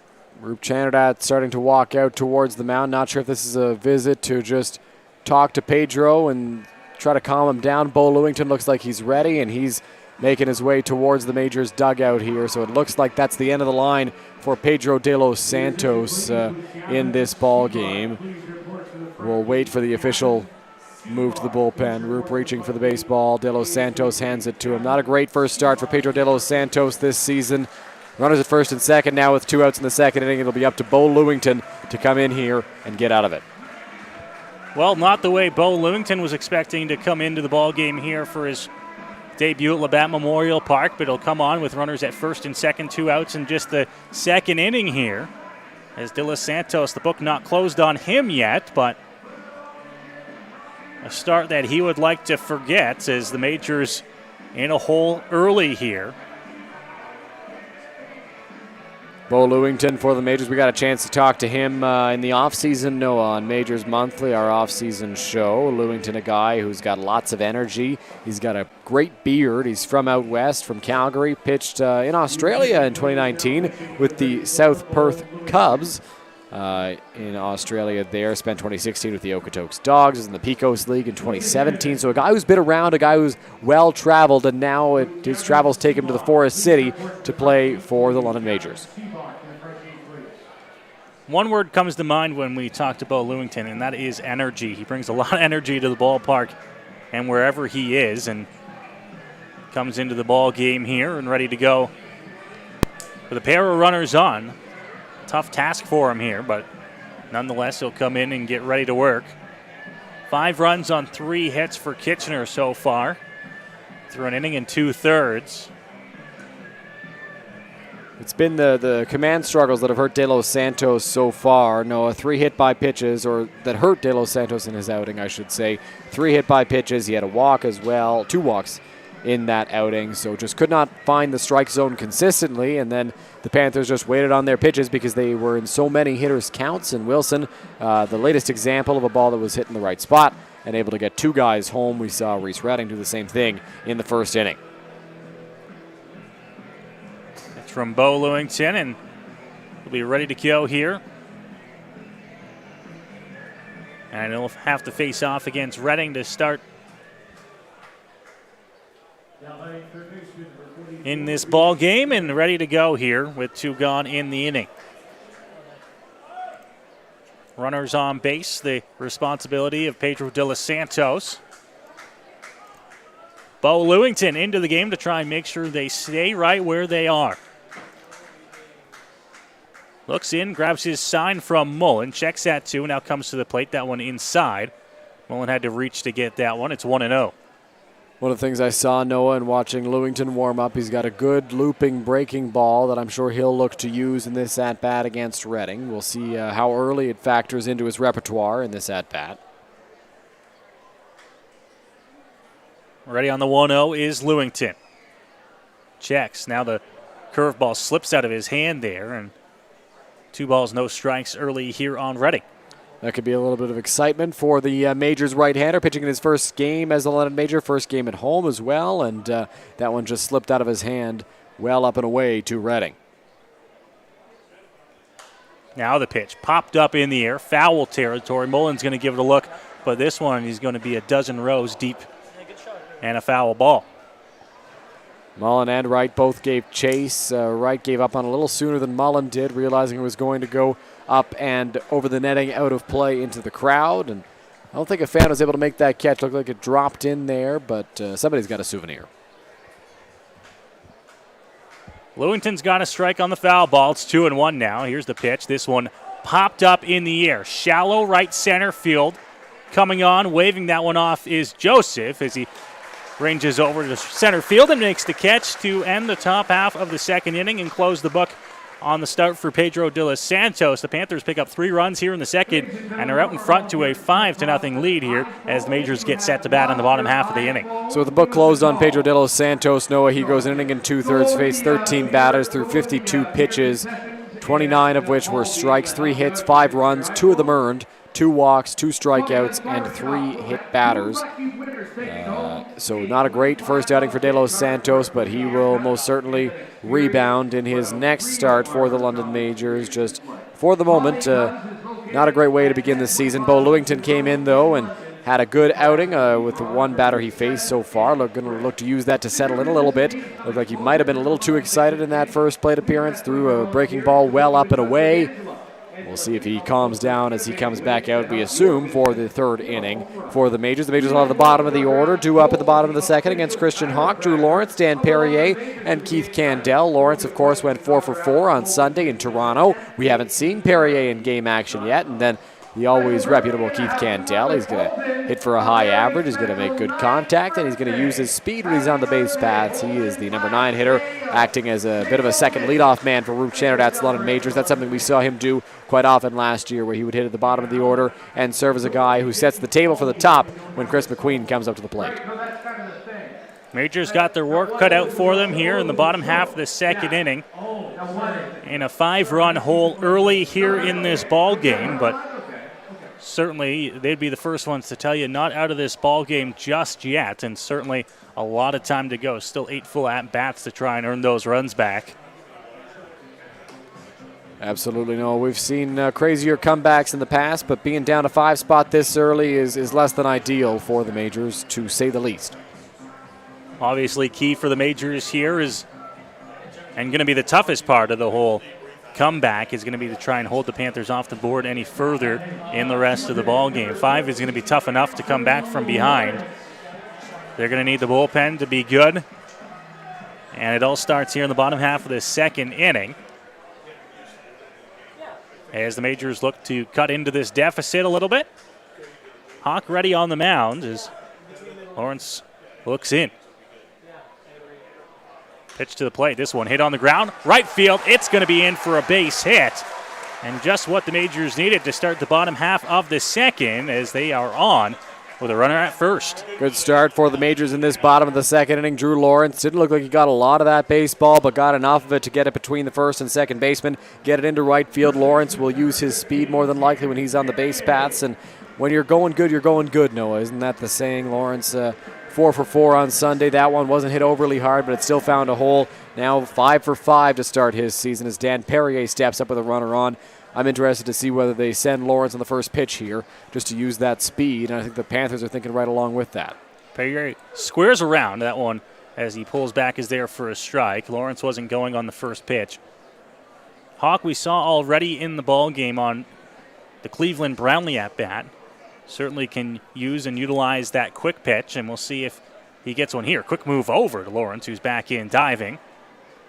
Not a bad move from Christian Hawk that Lawrence has to jump back to the base because of, and he was able to get back safely on that one, but maybe he'll take a bit of a smaller lead on the next one because Hawk is not hesitant to move over, and he's got a good move.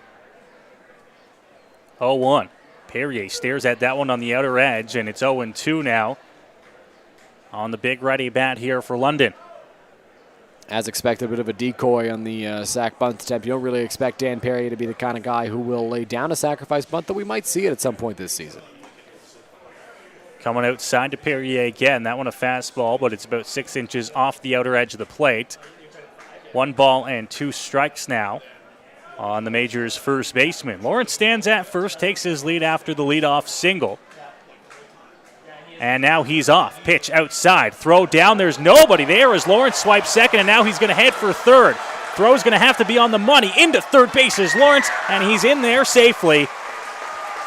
180 feet on one play for Drew Lawrence. And the Majors have a runner in scoring position here, nobody out. Majors fans can get used to being fired up for Drew Lawrence. He's a guy who brings a lot of energy to the team and to the crowd. Another example of it right there as he swipes second base. And a major miscommunication for the Kitchener Panthers. Nobody was at second. No, not the second baseman, not the shortstop. Whalen, in theory, that's his bag with the righty up at the plate. But it's possible the Panthers run things a little bit differently. Nobody took second. The throw was not a bad one from Gauthier, but it goes right into center field because nobody's at the bag. 2-2. Perrier stares right at it, and it's a strikeout for the first out of the inning.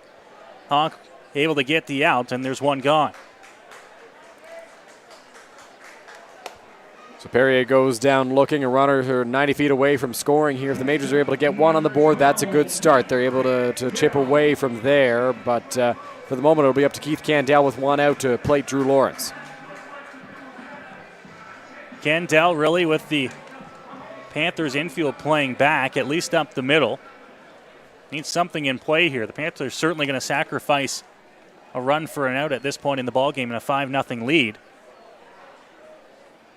Pitch swung on and missed. Hawk went up with that one. Candell chased. Looks like third baseman Reese Redding a little bit in off the bag over at third just in case Candell thinks about bunting to try and score this run. We saw Keith the sacrifice bunt in Toronto on Sunday. Candell looks at that one, and now it's 0-2. Last 5 strikes have been called by home plate umpire Jeff Rose. Majors have not taken any swings on the past 5 strikes. 0-2. Popped up in the air. It's going to get out of play onto the concourse and bounces its way toward the front gates here at Labatt Park. 0-2 still here on Keith Candell. Drew Lawrence is at third base. He got on with the leadoff single and then a stolen base and then advanced to third on the throw. Majors look to score him here in the bottom half of the second inning. 0-2. Candell, right field. This one's on a line. It's going to be a tough play in right, and they're not going to be able to make the catch. That one rolls to the track. Keith Candell's going to look for 2. He's in there. Lawrence comes in to score, and the Majors are on the board here. It's 5-1. Solid contact out the bat of Keith Candell into right field. Jet Jarvis gave chase, and I think, Noah, if I'm not mistaken, he got a piece of that baseball, but it just clanked off his glove and went to the ground. So Candell is able to make it into second base. He's in scoring position. Drew Lawrence comes in to score on the play, and it turns things over for the top of the order. It's a very different situation because it's like highly likely that Drew Lawrence was going to score on that ball, no matter whether it was caught or not, but it's a completely different situation if that's a sacrifice fly versus what it turned out to be, where Candell's now at second base with one out and the top of the order coming up. That ball was just trailing away from Jarvis in right. He ran it down, got there, got a piece of it, but it clanked off his glove, rolled towards the line, and the Majors are on the board here. Now trailing by 4. Has been ruled a double for Keith Candell, so I'm sure he will take that as he stands out at second base. Little average booster there for Keith Candell. If I'm the Panthers, I certainly want that to be a caught ball. It nearly was. Right off the glove of Jarvis, and now 0-1 count here. Hawk looking to try and get McQueen for the second time in the ball game, second time in as many innings. Pitch off speed, just offside. Couldn't get it to catch the outer edge, and it's 1-1. Good pitch there from Christian Hawk. That one just did miss to Chris McQueen, so not a bad offering there, and he'll look to come back with a strike. One across here for the Majors in the bottom half of the second. One stands at second. McQueen squares around on the 1-1. It's low as he pulls back, and 2 balls and a strike now, and the Majors leadoff man. Good take there from Chris McQueen. Good job holding up his runner over at second base. Keith Candell obviously eager to run, eager to use his speed, but that one did not get away from Robbie Gauthier, the catcher. A good play by the Panthers backstop to hold Candell out at second base. McQueen so aware, so in the game, and not what you would expect from anyone on 1-1. He does it again here. This time it catches the zone, and the count's even at 2-2. He's one of those players, Dylan, where he'll square around and he'll just take a look. He'll see what the infield does, and if you're not ready for it, he's going to put it down. Absolutely, no. I mean, he wants to see how the infield reacts to him squaring around. He's such a good bunter as well. He knows that. He knows that he can use that to his advantage and take a base if they're giving it to him. 2-2 ready here. And now time called at the dish there. Looks like by Chris McQueen, as Hawk took a little bit too long to grab the sign.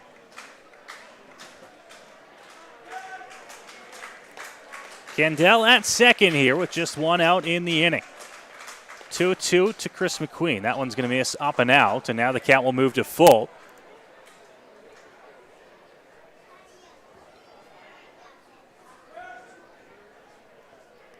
Full count of McQueen here. Don't expect him to come out of his approach with 2 strikes. He knows that he can take a walk as long as the pitch is off the plate. He's not going to hesitate to take a pitch, even if he thinks it's, even if it's close, I should say. 3-2. McQueen on the ground, second base. Oh, what a hop there. Good reaction from Whalen. He'll get the out at first base. Not hit overly hard over to Stephen Whalen, the second baseman, but it hit off the lip and nearly hopped over his head. So Chris McQueen was almost able to reach on that, but could not do so. Good job by Whalen recovering, reacting to that ball, able to corral it and throw it over to first base to get the second out of this inning. Keith Candell does move up to third, so despite the fact that McQueen is retired, he moves the runner up 90 feet. Wilkie with a chance, runner in scoring position, 2 gone here. Pitch to the plate, Wilkie swings right through that one. Hawks able to get ahead 0-1.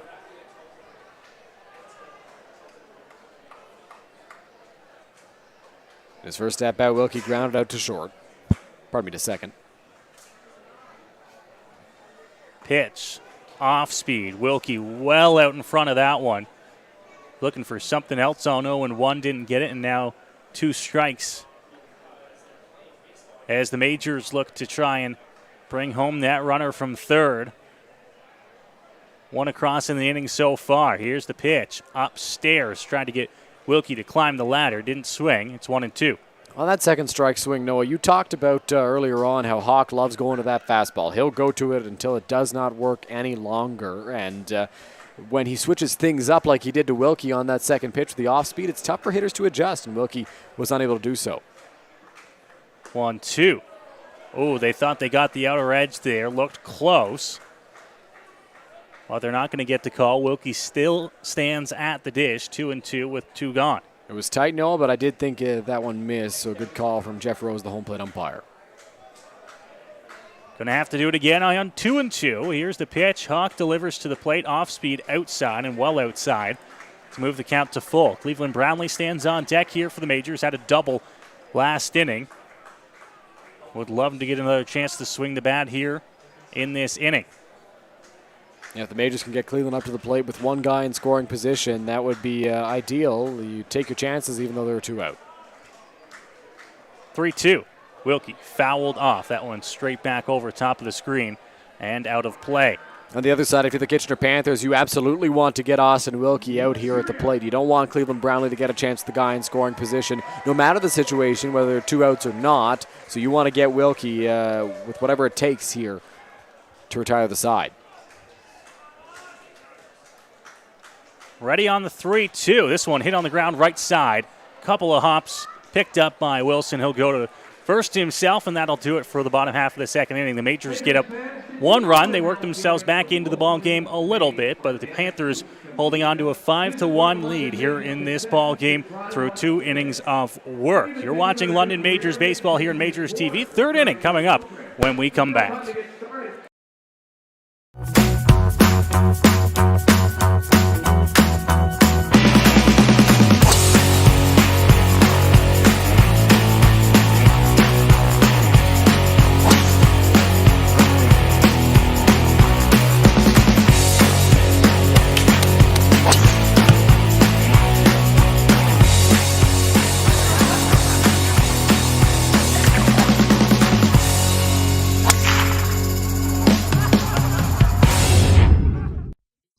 Here at eathealthyeats.ca, we believe that a healthy diet and good nutrition shouldn't have to be sacrificed just for convenience. That's why we deliver the meals to you so they're ready when you need it, even with your busy schedule. On our website, it's as easy as 1, 2, 3. Start by picking your meals from our seasonally curated menus made from local produce. After that, leave the rest to us. We'll cook, package, and deliver your meals directly to your door twice a week. Then you eat and repeat. It's that easy. eathealthyeats.ca, from farm to folks. My name's Tiffany Creasy, and I take care of the sales and marketing at Rickard Promotions and Recognition. Some of the things that we do at Rickard Promotions and Recognition is we bring your brand to life. We kind of put your logo on anything that you can give away or brand, and we can service clients right across Canada. At Rickard Promotions Recognition, we can take care of your designing of your logo for any artwork that you need done for the branding. And a lot of people don't realize we can do that here. We also have our in-house production that we take care of your order from start to finish right here at our one location. So with keeping everything in-house from graphic design to in-house production, we're able to get you your order a lot quicker with faster turnaround time. We'll help gather your ideas together, give you some options to kind of narrow down the search for you, whether it be from your apparel to promotional products. And from there, we'll get your mock-ups done, proofs done, order done, and the quality control is right there all along the way for you.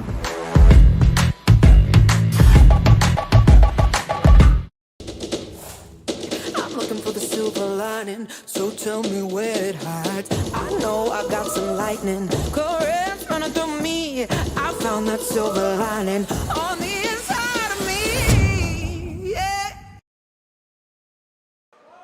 Back here at Labatt Park as we are here for the 3rd inning. The Majors were able to get a run across in the bottom half of the 2nd inning, Dylan, but once again stranding another base runner. That one's fouled off. Yeah, Majors loaded the bases in the 1st inning, Noah, and stranded them all. Then in the 2nd, they at least got 1 run as Drew Lawrence came in to score after moving up 180 feet on a stolen base. Had a single to lead off the inning, but stranded Keith Candell over at 3rd base, the heart of the order coming up right after. So not an ideal spot for the Majors. Not a great performance with runners in scoring position so far. There for a strike from Bo Lewington, who's into the ball game here for the Majors in relief of Pedro De Los Santos, who didn't get the start he wanted to here on this Friday night home opener, Dylan. No, he did not. Noah De Los Santos struggled a little bit with his command in this contest. 1-2 is well outside from Lewington. Unable to get through 2 innings of work was De Los Santos, just an inning and 2/3 on his record there. And that's something we did not see from De Los Santos last year. He was a workhorse. He would go deep into ball games even when that pitch count was elevated. Tonight he just could not get through the 2nd due to the lack of command. Swing and a miss. Lewington's got a strikeout there. First as a Major, and that will be the first out here of the inning. Congrats to Bo Lewington, his first IBL strikeout. As we talked about when he came into the ball game, a guy who's been well-traveled, pitched in the Pecos League, pitched out west, pitched in Australia, and now he's here in London with the Majors, gets his first strikeout in the Intercounty Baseball League. So a moment he will remember in the home opener for the London Majors this season.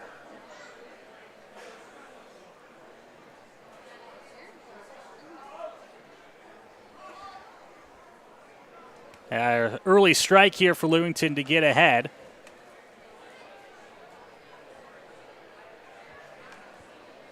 Jacklin at the plate here, looking to try and get things started for the Panthers with one gone here in the top half of the third. 2 runs in the first, 3 in the second here for Kitchener in the ball game. That one swung on and missed, now 0-2. Good pitch there from Bo Lewington. Looks like he might have taken something off on that one.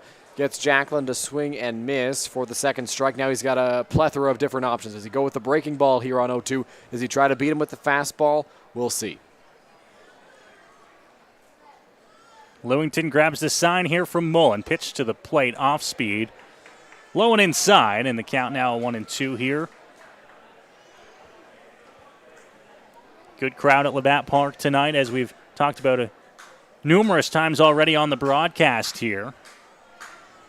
Majors gave them something to cheer for in the bottom half. They got 1 run back, and now Lewington looks to try and shut the door. That one called strike 3 on the inside corner.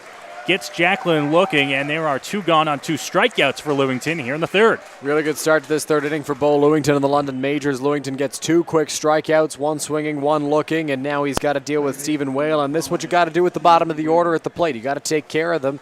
With the strikeout, you got to take advantage of the fact that they are oftentimes the weaker hitters on the ball club. You don't want to let them get on base for when a guy like Liam Wilson or Keegan Marsden or even Redding comes up. It's a nice off-speed there from Lewington. A pitch that we saw in the top half of the second inning when he came into the game, Dylan, was slipping a little bit out of that hand. Looks like he's got it working, though, here in the third. Pitch inside, called, strike, 0-2 here. Lewington really working. 0-2 count with 2 gone. Yeah, Lewington working very well here in this third inning, and now ahead 0-2, has so many different things he could go to on Stephen Whalen. Ready here as Whalen looks, the pitch, swung on and missed, and Bo Lewington will strike out the side here in the top of the third and send the Majors back to the bats after a 1-2-3 inning. Can't stress the importance of that inning for Bo Lewington enough. Lewington strikes out the side, so not only does he get the 3 outs for the London Majors in that inning, he gets them via the strikeout, which is a huge momentum boost for the Majors. And in addition to the momentum boost from just striking guys out, Noah, he also did it very quickly. So the Majors, who got a few guys on in that second inning, only scored the 1 run, get a chance to go right back to the bats here, and they have a chance to start something else up again with Cleveland Brownlee coming out to the plate. And not only is the quickness on the mound there for Bo Lewington going to help the Majors get back onto the bats quick, but you got to keep in mind, De Los Santos only went an inning and 2/3 in this ball game. I'm sure the Majors were hoping for him to go at least 5 or 6 here on the home opener. So Lewington, if he keeps that pitch count down, don't be surprised if he can go 3 or 4 innings tonight and try to save some bullpen arms. You got to keep in mind it's a busy weekend for the Majors as well. Absolutely. They're in Welland tomorrow and then Guelph on Monday. So the efficiency, not only in the time it took Lewington to get through that inning, but the pitch count staying low is huge for the Majors, because I know that Roop Chanadad is going to want to get as many innings as he can out of Bo Lewington because of the short outing from De Los Santos. You touched on it earlier, Noah. You touched on it once again just now. The Majors were expecting more from Pedro De Los Santos tonight, more innings, that is, and just could not get them as he struggled a little bit when he was out there on the mound. But Lewington, so far, so good for the Majors. 4 straight retired by the reliever.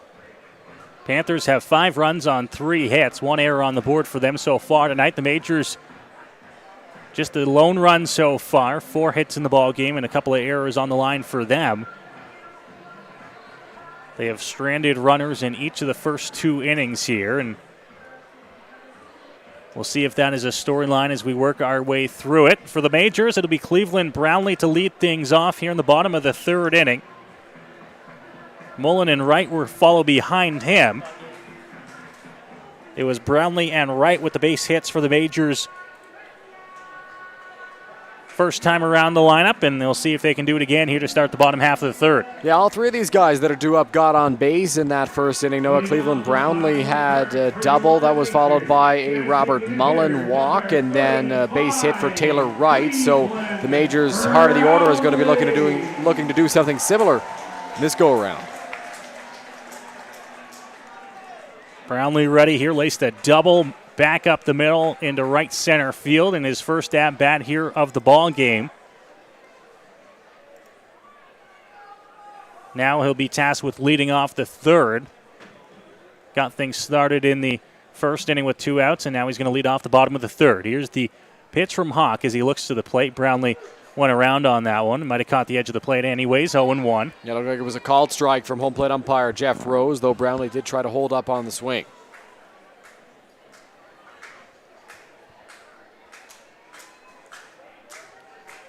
Hawk ready as he grabs his sign once again as the 0-1 delivery here to Brownlee is swung on and missed. Came inside with that one as Brownlee tells himself to stay on that baseball. Brownlee behind 0-2 now in this count. Hawk has a lot of different options that he is going to go to, and you know that fastball is going to be top of mind for Christian Hawk, but the breaker is usually a good pitch with 2 strikes on Brownlee. Hawk delivery, swing and a miss. Brownlee on the upstairs fastball, and he is retired on 3 strikes for the first out here of the third. Another example of a really good fastball for Kitchener Panthers starter Christian Hawk. Got Cleveland Brownlee to climb the ladder on that one and chase the pitch well above the strike zone, so now he has to deal with Robert Mullen with nobody on base instead of allowing Cleveland Brownlee to get on.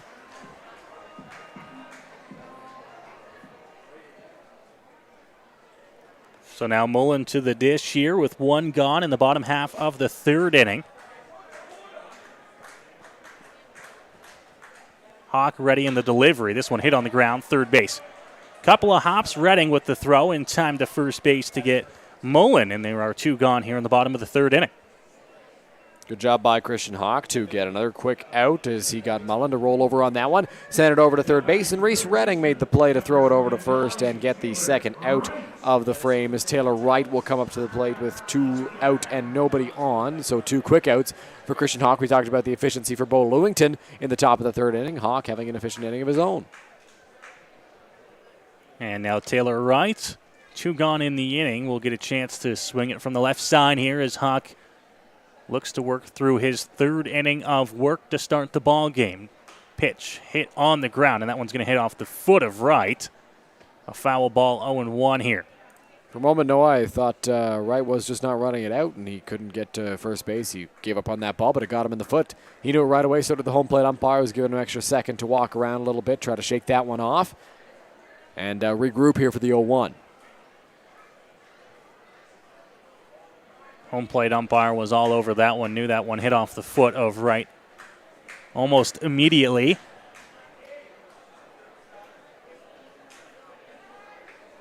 Oh and 1 on the Majors' third baseman, Taylor Wright. Now the pitch to the plate. Wright's going to drive one in the air to right field. This one's going to have some carry, and this one is going to go.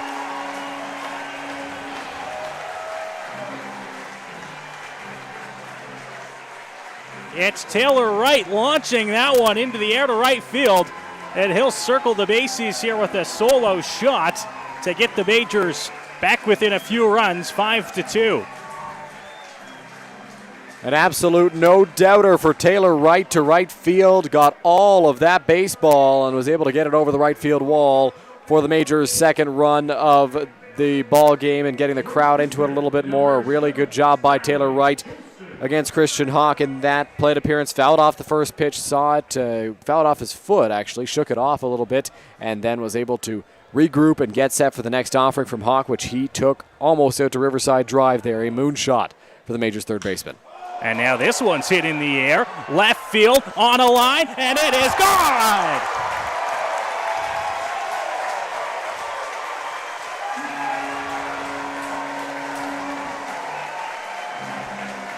It's back-to-back shots for the Majors. This one off the bat of Starling Joseph. And the Majors have worked themselves back into this ball game now, 5-3. Man, oh man, we talked about how Bo Lewington's inning was a momentum boost. You want a momentum boost? How about back-to-back home runs? Absolute lasers off the bats of Taylor Wright and Starling Joseph. Joseph wasted no time. The very next pitch, right after the right home run, took it out to left field, and all of a sudden it's a 2-run ball game. It's 5-3, and your hottest hitter so far this season, Drew Lawrence, comes up to the plate with 2 out. All this with 2 outs here for the Majors as Lawrence fouls that one off and will fall behind 0-1.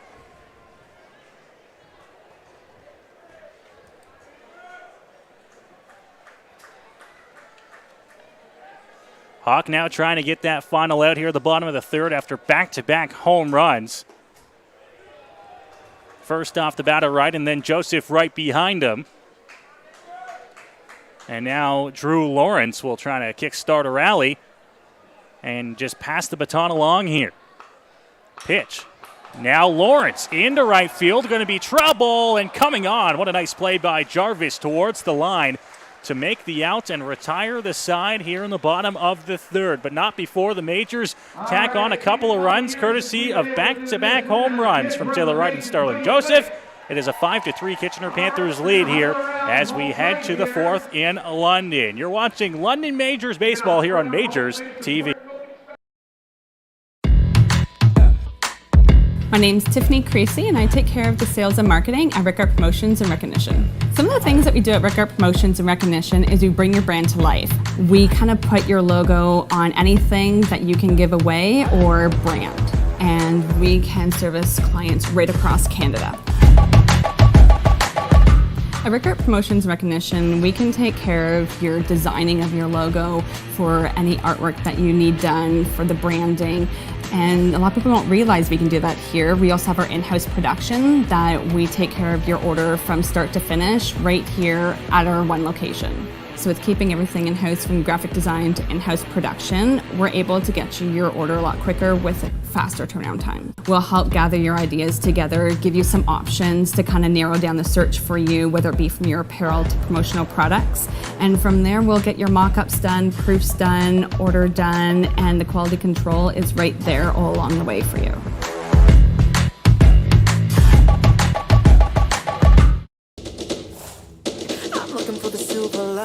So tell me where it hides. I know I got some lightning, currents running through me. I found that silver lining on the inside of me. Yeah.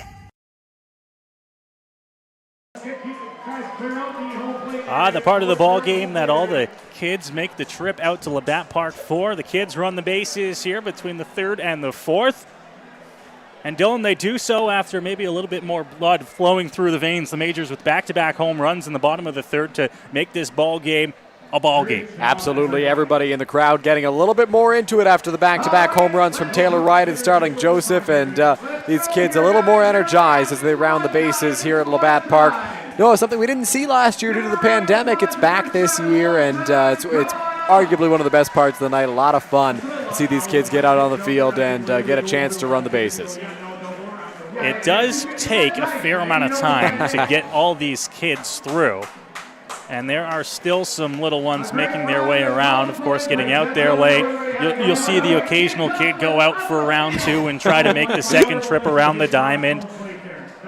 Well, but you know what? You can't fault them. The kids who got things started, who were in the lead to begin with, they decided that they were going to go out for a second lap. I was noticing that as they were rounding third coming home. We've still got a few kids running the bags here, and really awesome here at Labatt Park. All that will lead Bo Lewington back out to the mound here as he'll get set for another inning of work. Struck out the side. Oh, what's this, Dylan? We got one straggler behind. Slowly making his way towards the plate, and he is in there. Just in the nick of time, and one high five for Robert Mullen on the way back.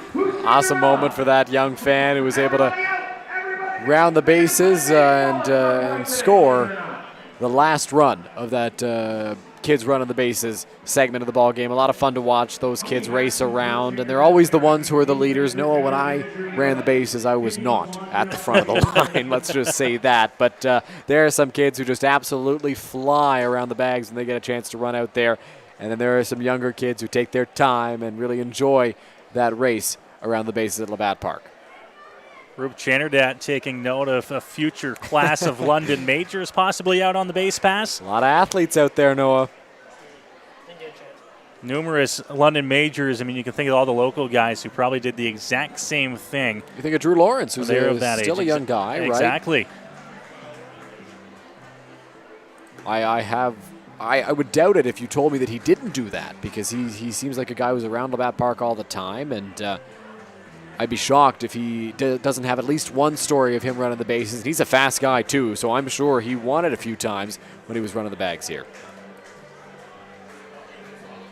Lewington taking his final warm-up pitch there, and we are just about set and ready to go here in the top half of the fourth inning.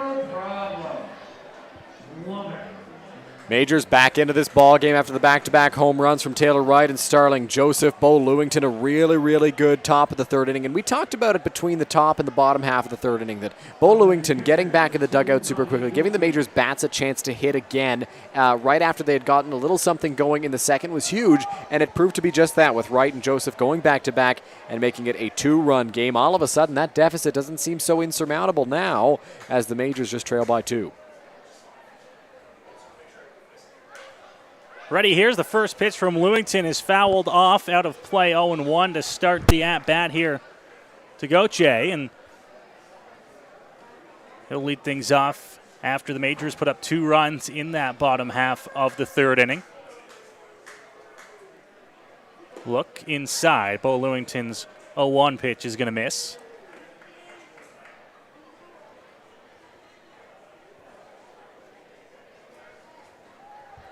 Gauthier walked in his first plate appearance. Looking to find his way on here to start this one as it's fouled off towards first base. Perrier's over there. There's a long reach down for Dan Perrier over there at first base, Dylan. Dan Perrier is one tall man over at first base. I believe 6'9" is where he's listed. He is huge out there manning first base for the Majors. Lewington's got himself a 1-2 count now on the leadoff man in the inning. Here's the pitch. Upstairs, swung on and missed. 4 straight strikeouts for Bo Lewington. There's 1 gone in the inning. Boy, oh boy, Bo Lewington has been super impressive. He's handled the bottom of this Kitchener Panthers order with ease. He got Enriquez to strike out, then Jacqueline, then Whalen to do the same in that third inning, and he starts the fourth with a strikeout of Robbie Gauthier. So Bo Lewington is really firing on all cylinders right now for the Majors. It's exactly what you want to see if you are Rube Cheddat and if you're that Majors offense, because he's been mowing along so far, and he's been efficient too in doing so.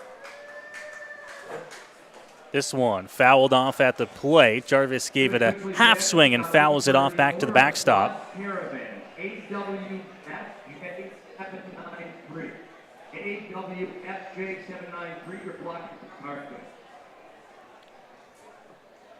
Lewington looks in for a sign from Mullen. Got an 0-1 count. Once again ahead of another batter here. Lewington's done a good job at that. As he comes up and in there, Jarvis had to bend out of the way. It's 1-1. Lewington has done a good job of utilizing the inside part of the plate in his outing so far. Right there, just missed a little bit too far inside to Jet Jarvis. 1-2 inside. Lewington missing again, falling behind in the count now. 2 balls and a strike on Jarvis.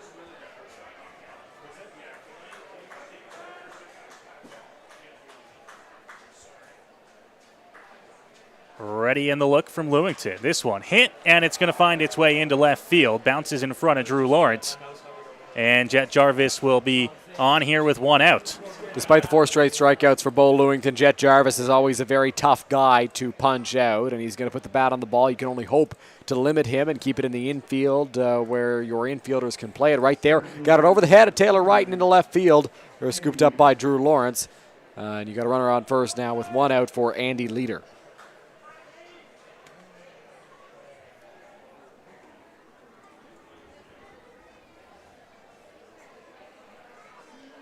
Lewington now to the plate, off speed.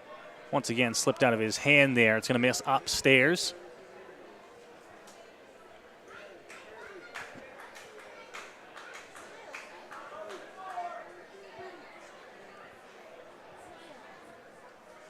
Andy Leader ready and set at the plate. Fastball didn't miss by much, bottom part of the zone, but it's 2-0. Yeah, no, I don't know where that missed. I think Bo Lewington thought that should have been a strike as well, but now a real advantage for Andy Leader and quite the hitter's count at 2-0. He'll check on Jarvis at first. Now he looks for the sign. Couple of head nods. Leg kick, Lewington to the plate, fouled off by Leader. And Lewington's got a strike on the board here, 2-1. Good pitch there from Bo Lewington to get a strike on the scoreboard, as you mentioned there, Noah. Leader looks down to third for the signs from Don Menard. We might see a little bit of small ball with Leader, a guy who can definitely lay a bunt down, and Jarvis, a guy with speed, over at first base. Look from Lewington again. Takes his time, pitch to the plate, fouled straight back to the screen. And from 2-0, it's now 2-2 for Bo Lewington. We saw a fake break there from Jet Jarvis over at first base. He's got lots of speed. I wonder now if maybe he goes for real or if that was just to see what the defense would do. Lead isn't massive at first. He's just inside the cut of the grass. The throw from Lewington has him back diving, but he is in there safely. Lewington thinking right along the same lines that I was down at field level there. Throwing over to first base to check on Jet Jarvis, who was back with a dive. Jarvis not going, hit in the air, sky high on the infield. Floats out to shallow center. There to make the catch is Candell. And there are 2 gone here in the top half of the 4th inning. Good pitch there by Bo Lewington after he fell behind Andy Leader, 2 balls and no strikes to come back and induce the pop fly to Keith Candell just into the outfield there past shortstop. So 2 away now, runner at first base. Liam Wilson steps up to the plate. Wilson has a 2 RBI double and a hit by pitch in this ball game.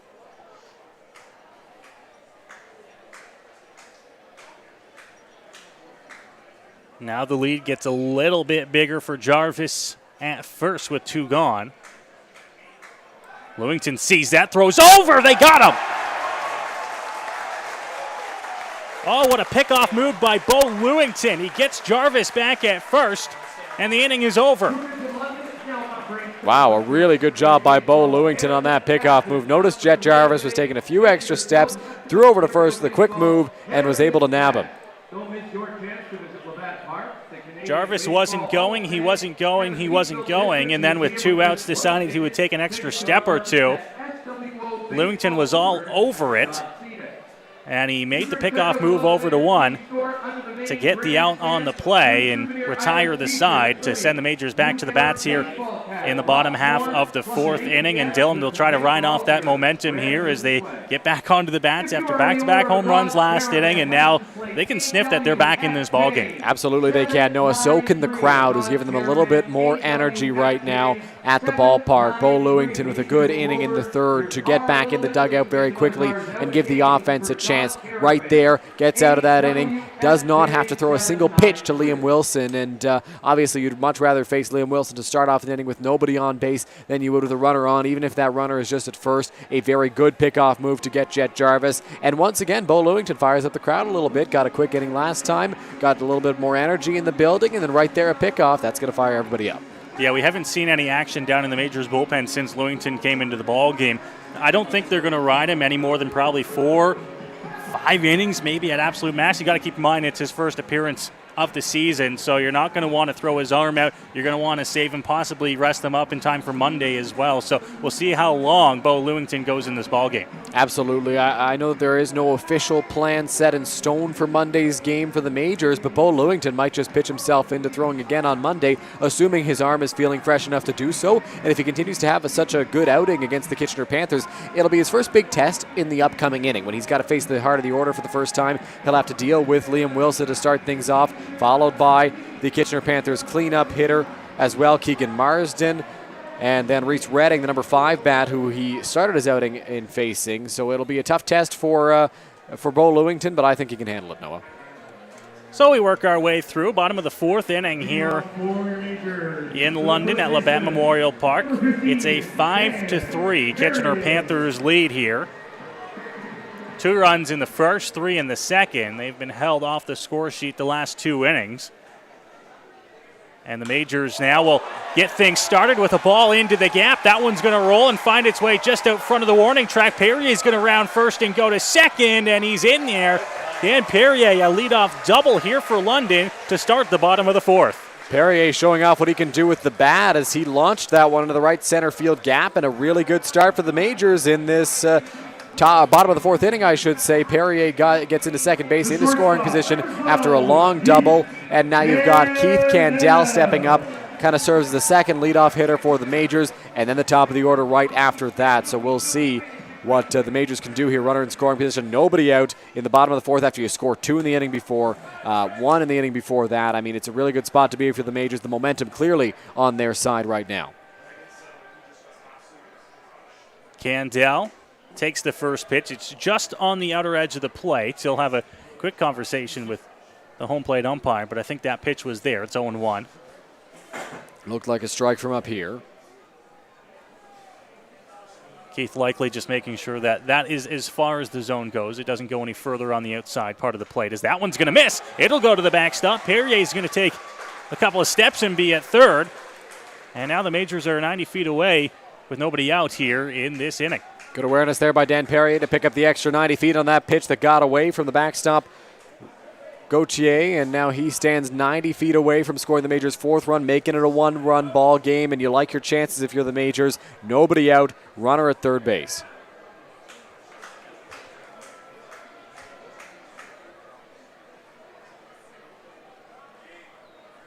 Hawk will have a look here.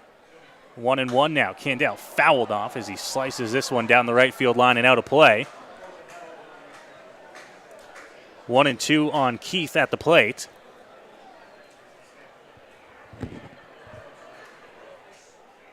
Candell 1 for 1 with the double he hit earlier. Majors would certainly take that here. 1-2. Candell fights it off and stays alive. That one fouled off and out of play. As always, the kids in attendance will chase that one out and behind the grandstand, see if they can come away with a souvenir.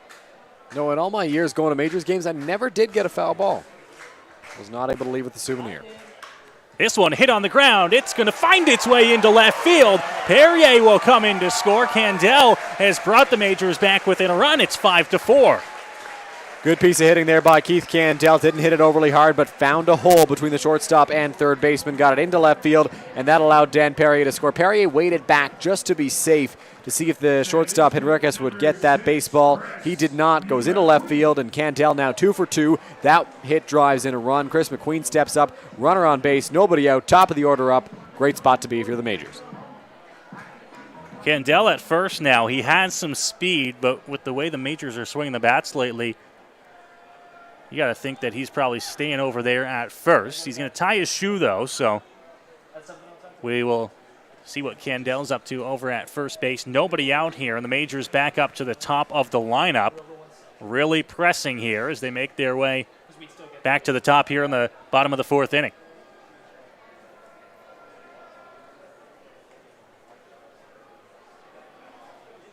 Look here, McQueen is going to watch a first base curveball there for a strike, 0-1.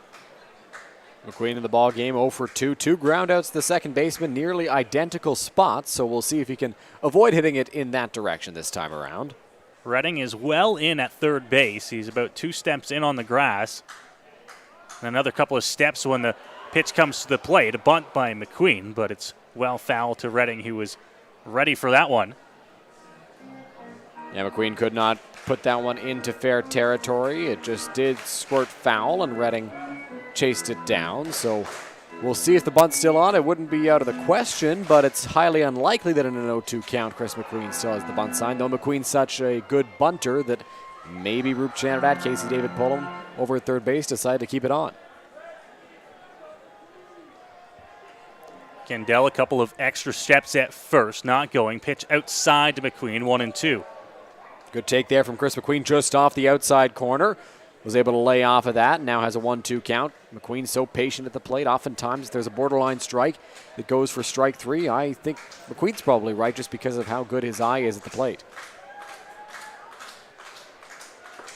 Candell's off. Pitch hit from McQueen. Center field dropping, and it's going to be there in time. Now the throw to 1 to try and get Candell, and it's not going to be there. Candell thought about going to 2, but he'll hold up there with just the 1 out here in the inning.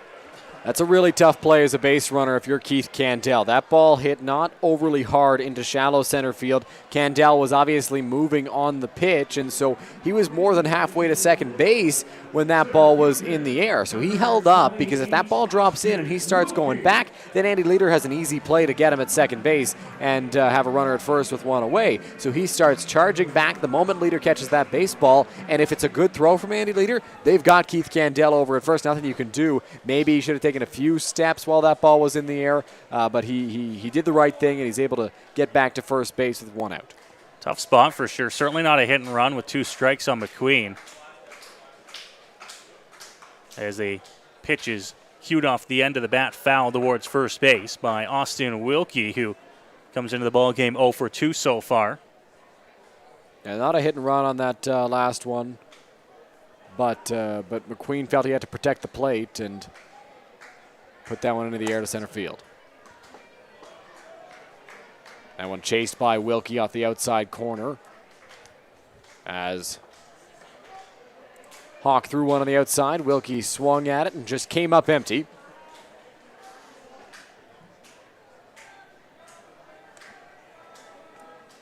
Hawk looks in the 0-2, just off the plate to Wilkie.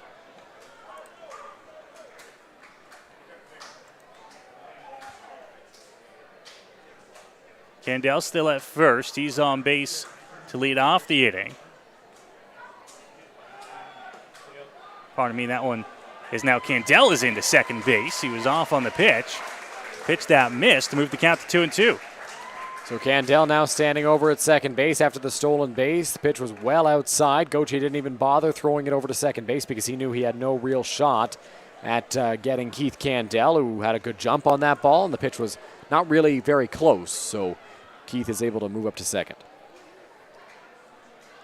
So Candell moves himself into scoring position here. Wilkie's got a 2-2 count. Hawk to the plate, off speed, swung on and missed. A nice curveball there from Christian Hawk, and he gets himself a second out of the inning.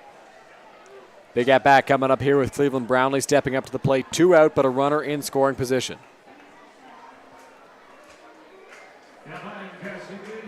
Number 35, Cleveland Brownlee. So now Brownlee to the plate here. He's got himself a 1 for 2 days so far. See if he can find one into the outfield as well here and score that run from second.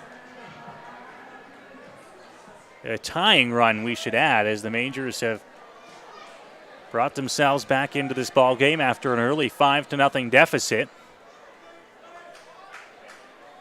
Hawk to the plate. Fastball well outside. Cleve takes it, and he tells Candell to hold at second. Easy take for Brownlee on the first pitch of the at-bat. Keith stays over at second base.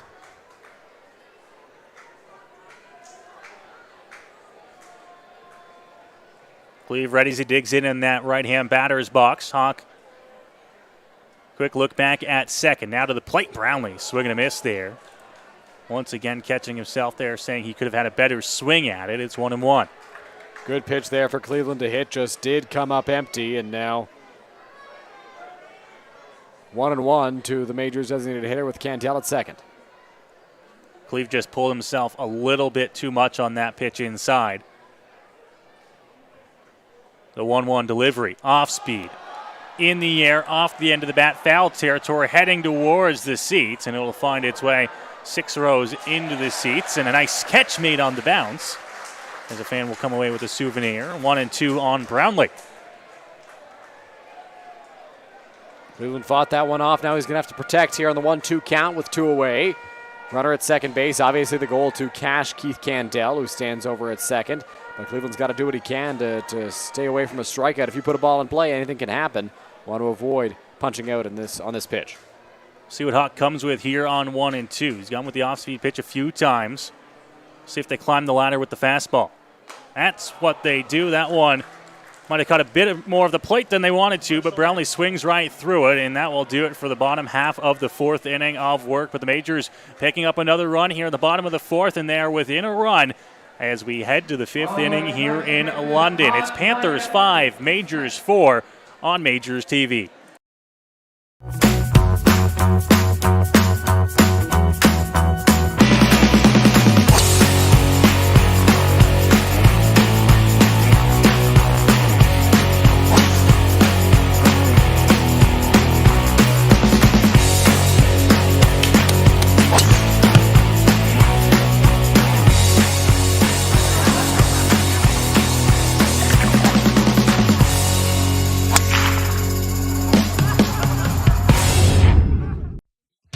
Here at eathealthyeats.ca, we believe that a healthy diet and good nutrition shouldn't have to be sacrificed just for convenience.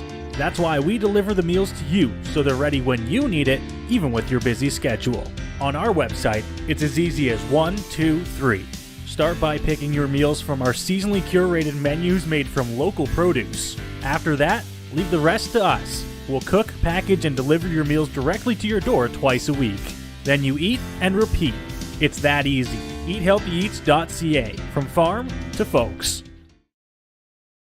Back here at Labatt Memorial Park in London. Top of the 5th inning is due up here as the Kitchener Panthers 5-4 lead here. They were out in front to a 5-0 lead at one point through the first inning and a half here at Labatt Memorial Park, but the Majors have battled back here, scoring in each of the last 3 innings, and now it is a 5-4 Panthers lead. 4 hits for Kitchener, 8 for the London Majors so far in this ballgame. Yeah, the Majors have done a good job of clawing their way back into this ballgame, making it a 1-run contest. That's been in part due to the good pitching on the mound for Bo Lewington that we've seen so far in his outing, and the bats have come alive as of the bottom of the 2nd inning. They got a run in that inning, and then 2 on back-to-back home runs from Taylor Wright and Starling Joseph, and then another added on in the bottom of the 4th. So Majors will hope for another quick inning from Bo Lewington here, and then get back to hitting in the bottom of the 5th inning. Now it's going to be a bit of a tougher test for for Bo Lewington, because he's got to face Liam Wilson in this inning. He'll face Wilson, Marsden, and Redding, the 3, 4, 5 hitters in this Kitchener order. So we'll see how he fares in this half inning, but it's going to be the first real big test for Bo Lewington, who had to face the bottom of the order. He had to get at the jam. The Pedro de los Santos left him in the 2nd inning, so that was a good job by him. Good work from Bo Lewington to get that one out that he needed. Now he's got to face 3, 4, 5. We'll see how he handles it. 2 1/3 so far for Bo Lewington after coming in relief of Pedro de los Santos. Now getting set to work in the top half of the 5th inning. His team has gotten back within a run, and they're doing so in part thanks to the strong work on the mound by him, and now he'll look to get through the 3, 4, 5 hitters here for Kitchener.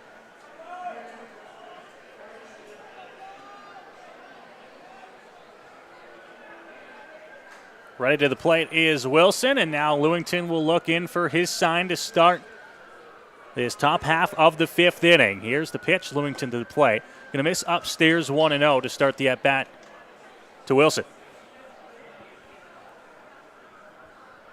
Wilson, of course, 1 for 1, had that double, was hit by a pitch. It was the man who was up at the plate when Jet Jarvis got picked off. 1-0, Lewington inside to Wilson, had to lean back out of the way, 2-0 now. We've seen 2 instances tonight where outs on the base paths have ended an offensive inning for the Kitchener Panthers. We saw the shortstop Henriquez try to steal second and then get caught, and then Jet Jarvis got picked off over at first base. Lewington finds the zone, and the count moves to 2-1. Lewington pitching a little cautiously to Liam Wilson to start this at-bat, but then came right after him with that pitch, gets into the strike zone, 2-1. Pitch now, Lewington drops in the curveball, and the count now at 2-2. Really good pitch there from Bo Lewington. Really good pitch call from Robert Mullen behind the plate. Good idea to go with the curveball after he saw the fastball a few times. I don't think Wilson was expecting it, and that's how he was able to drop in for a strike. Now the 2-2. Big leg kick outside with the off-speed pitch. Mullen had to block that one, and the count moves to 3-2 now here on Wilson to lead off the top of the 5th inning here for Kitchener. Full count. Interested to see what Lewington comes with. Does he have the confidence to go to an off-speed pitch, or does he throw the fastball to try to retire Wilson? 3-2. Swing and a miss. Lewington's got another strikeout there as he gets Wilson to start the top of the 5th inning. Another really good pitch by Bo Lewington, who came with the fastball to retire Liam Wilson, one of the tougher hitters to get in this Kitchener Panthers order. A really good pitch by the Majors righty, and now he's got to deal with Keegan Marsden with one away.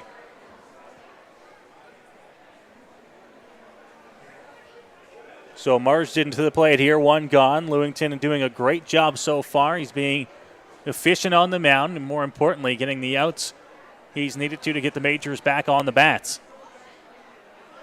Now first pitch to Marsden. This one crushed in the air, right field. Tracking back is Joseph, and a couple of steps in front of the warning track. He's going to be there to make the catch for the second out of the inning. Good job by Starling Joseph. One of the things he did on that route to the baseball was he looked to see how much room he had before the wall. He could tell that that ball was taking him back, and he was going to have room. It was just a matter of whether he would know he had that room or not. Obviously not super familiar with Labatt Park as Joseph. He was able to track that ball down, saw where the wall was, and made the grab. Yeah, great job there by Joseph. Labatt Park can oftentimes be a tricky park to play outfield in when you go from the sun up to the sun down and the lights on. But Joseph, a great job there to track that one to make the out. There's 2 gone, and now an 0-1 count here for Lewington as he gets ahead of Reading. Ready 0-1 there for a strike. No balls, 2 strikes here on Reading. Lewington looking to try and set him down and get the Majors back on the bats in the bottom of the 5th. Lewington getting ahead in another count, and that's another one of the reasons why the Majors have been able to take it with the bats. He's had the momentum on their side. 0-2 in the dirt. That one, a little bit of a waste pitch from Lewington to Reading. Up 0-2. He's got lots of options to go to. He's got a lot of pitches to work with, and now he's got a 1-2 count here. We'll see if they put one outside of the zone or if they come with the fastball. Here's the 1-2. Trying to go to the off speed. Didn't get enough break. Slipped out of the hand, and it's going to be 2-2. Good offering there from Bo Lewington. Just did miss, and now he'll have to come back on 2-2. Hey guys, you guys announcers? Hey, we need to keep that.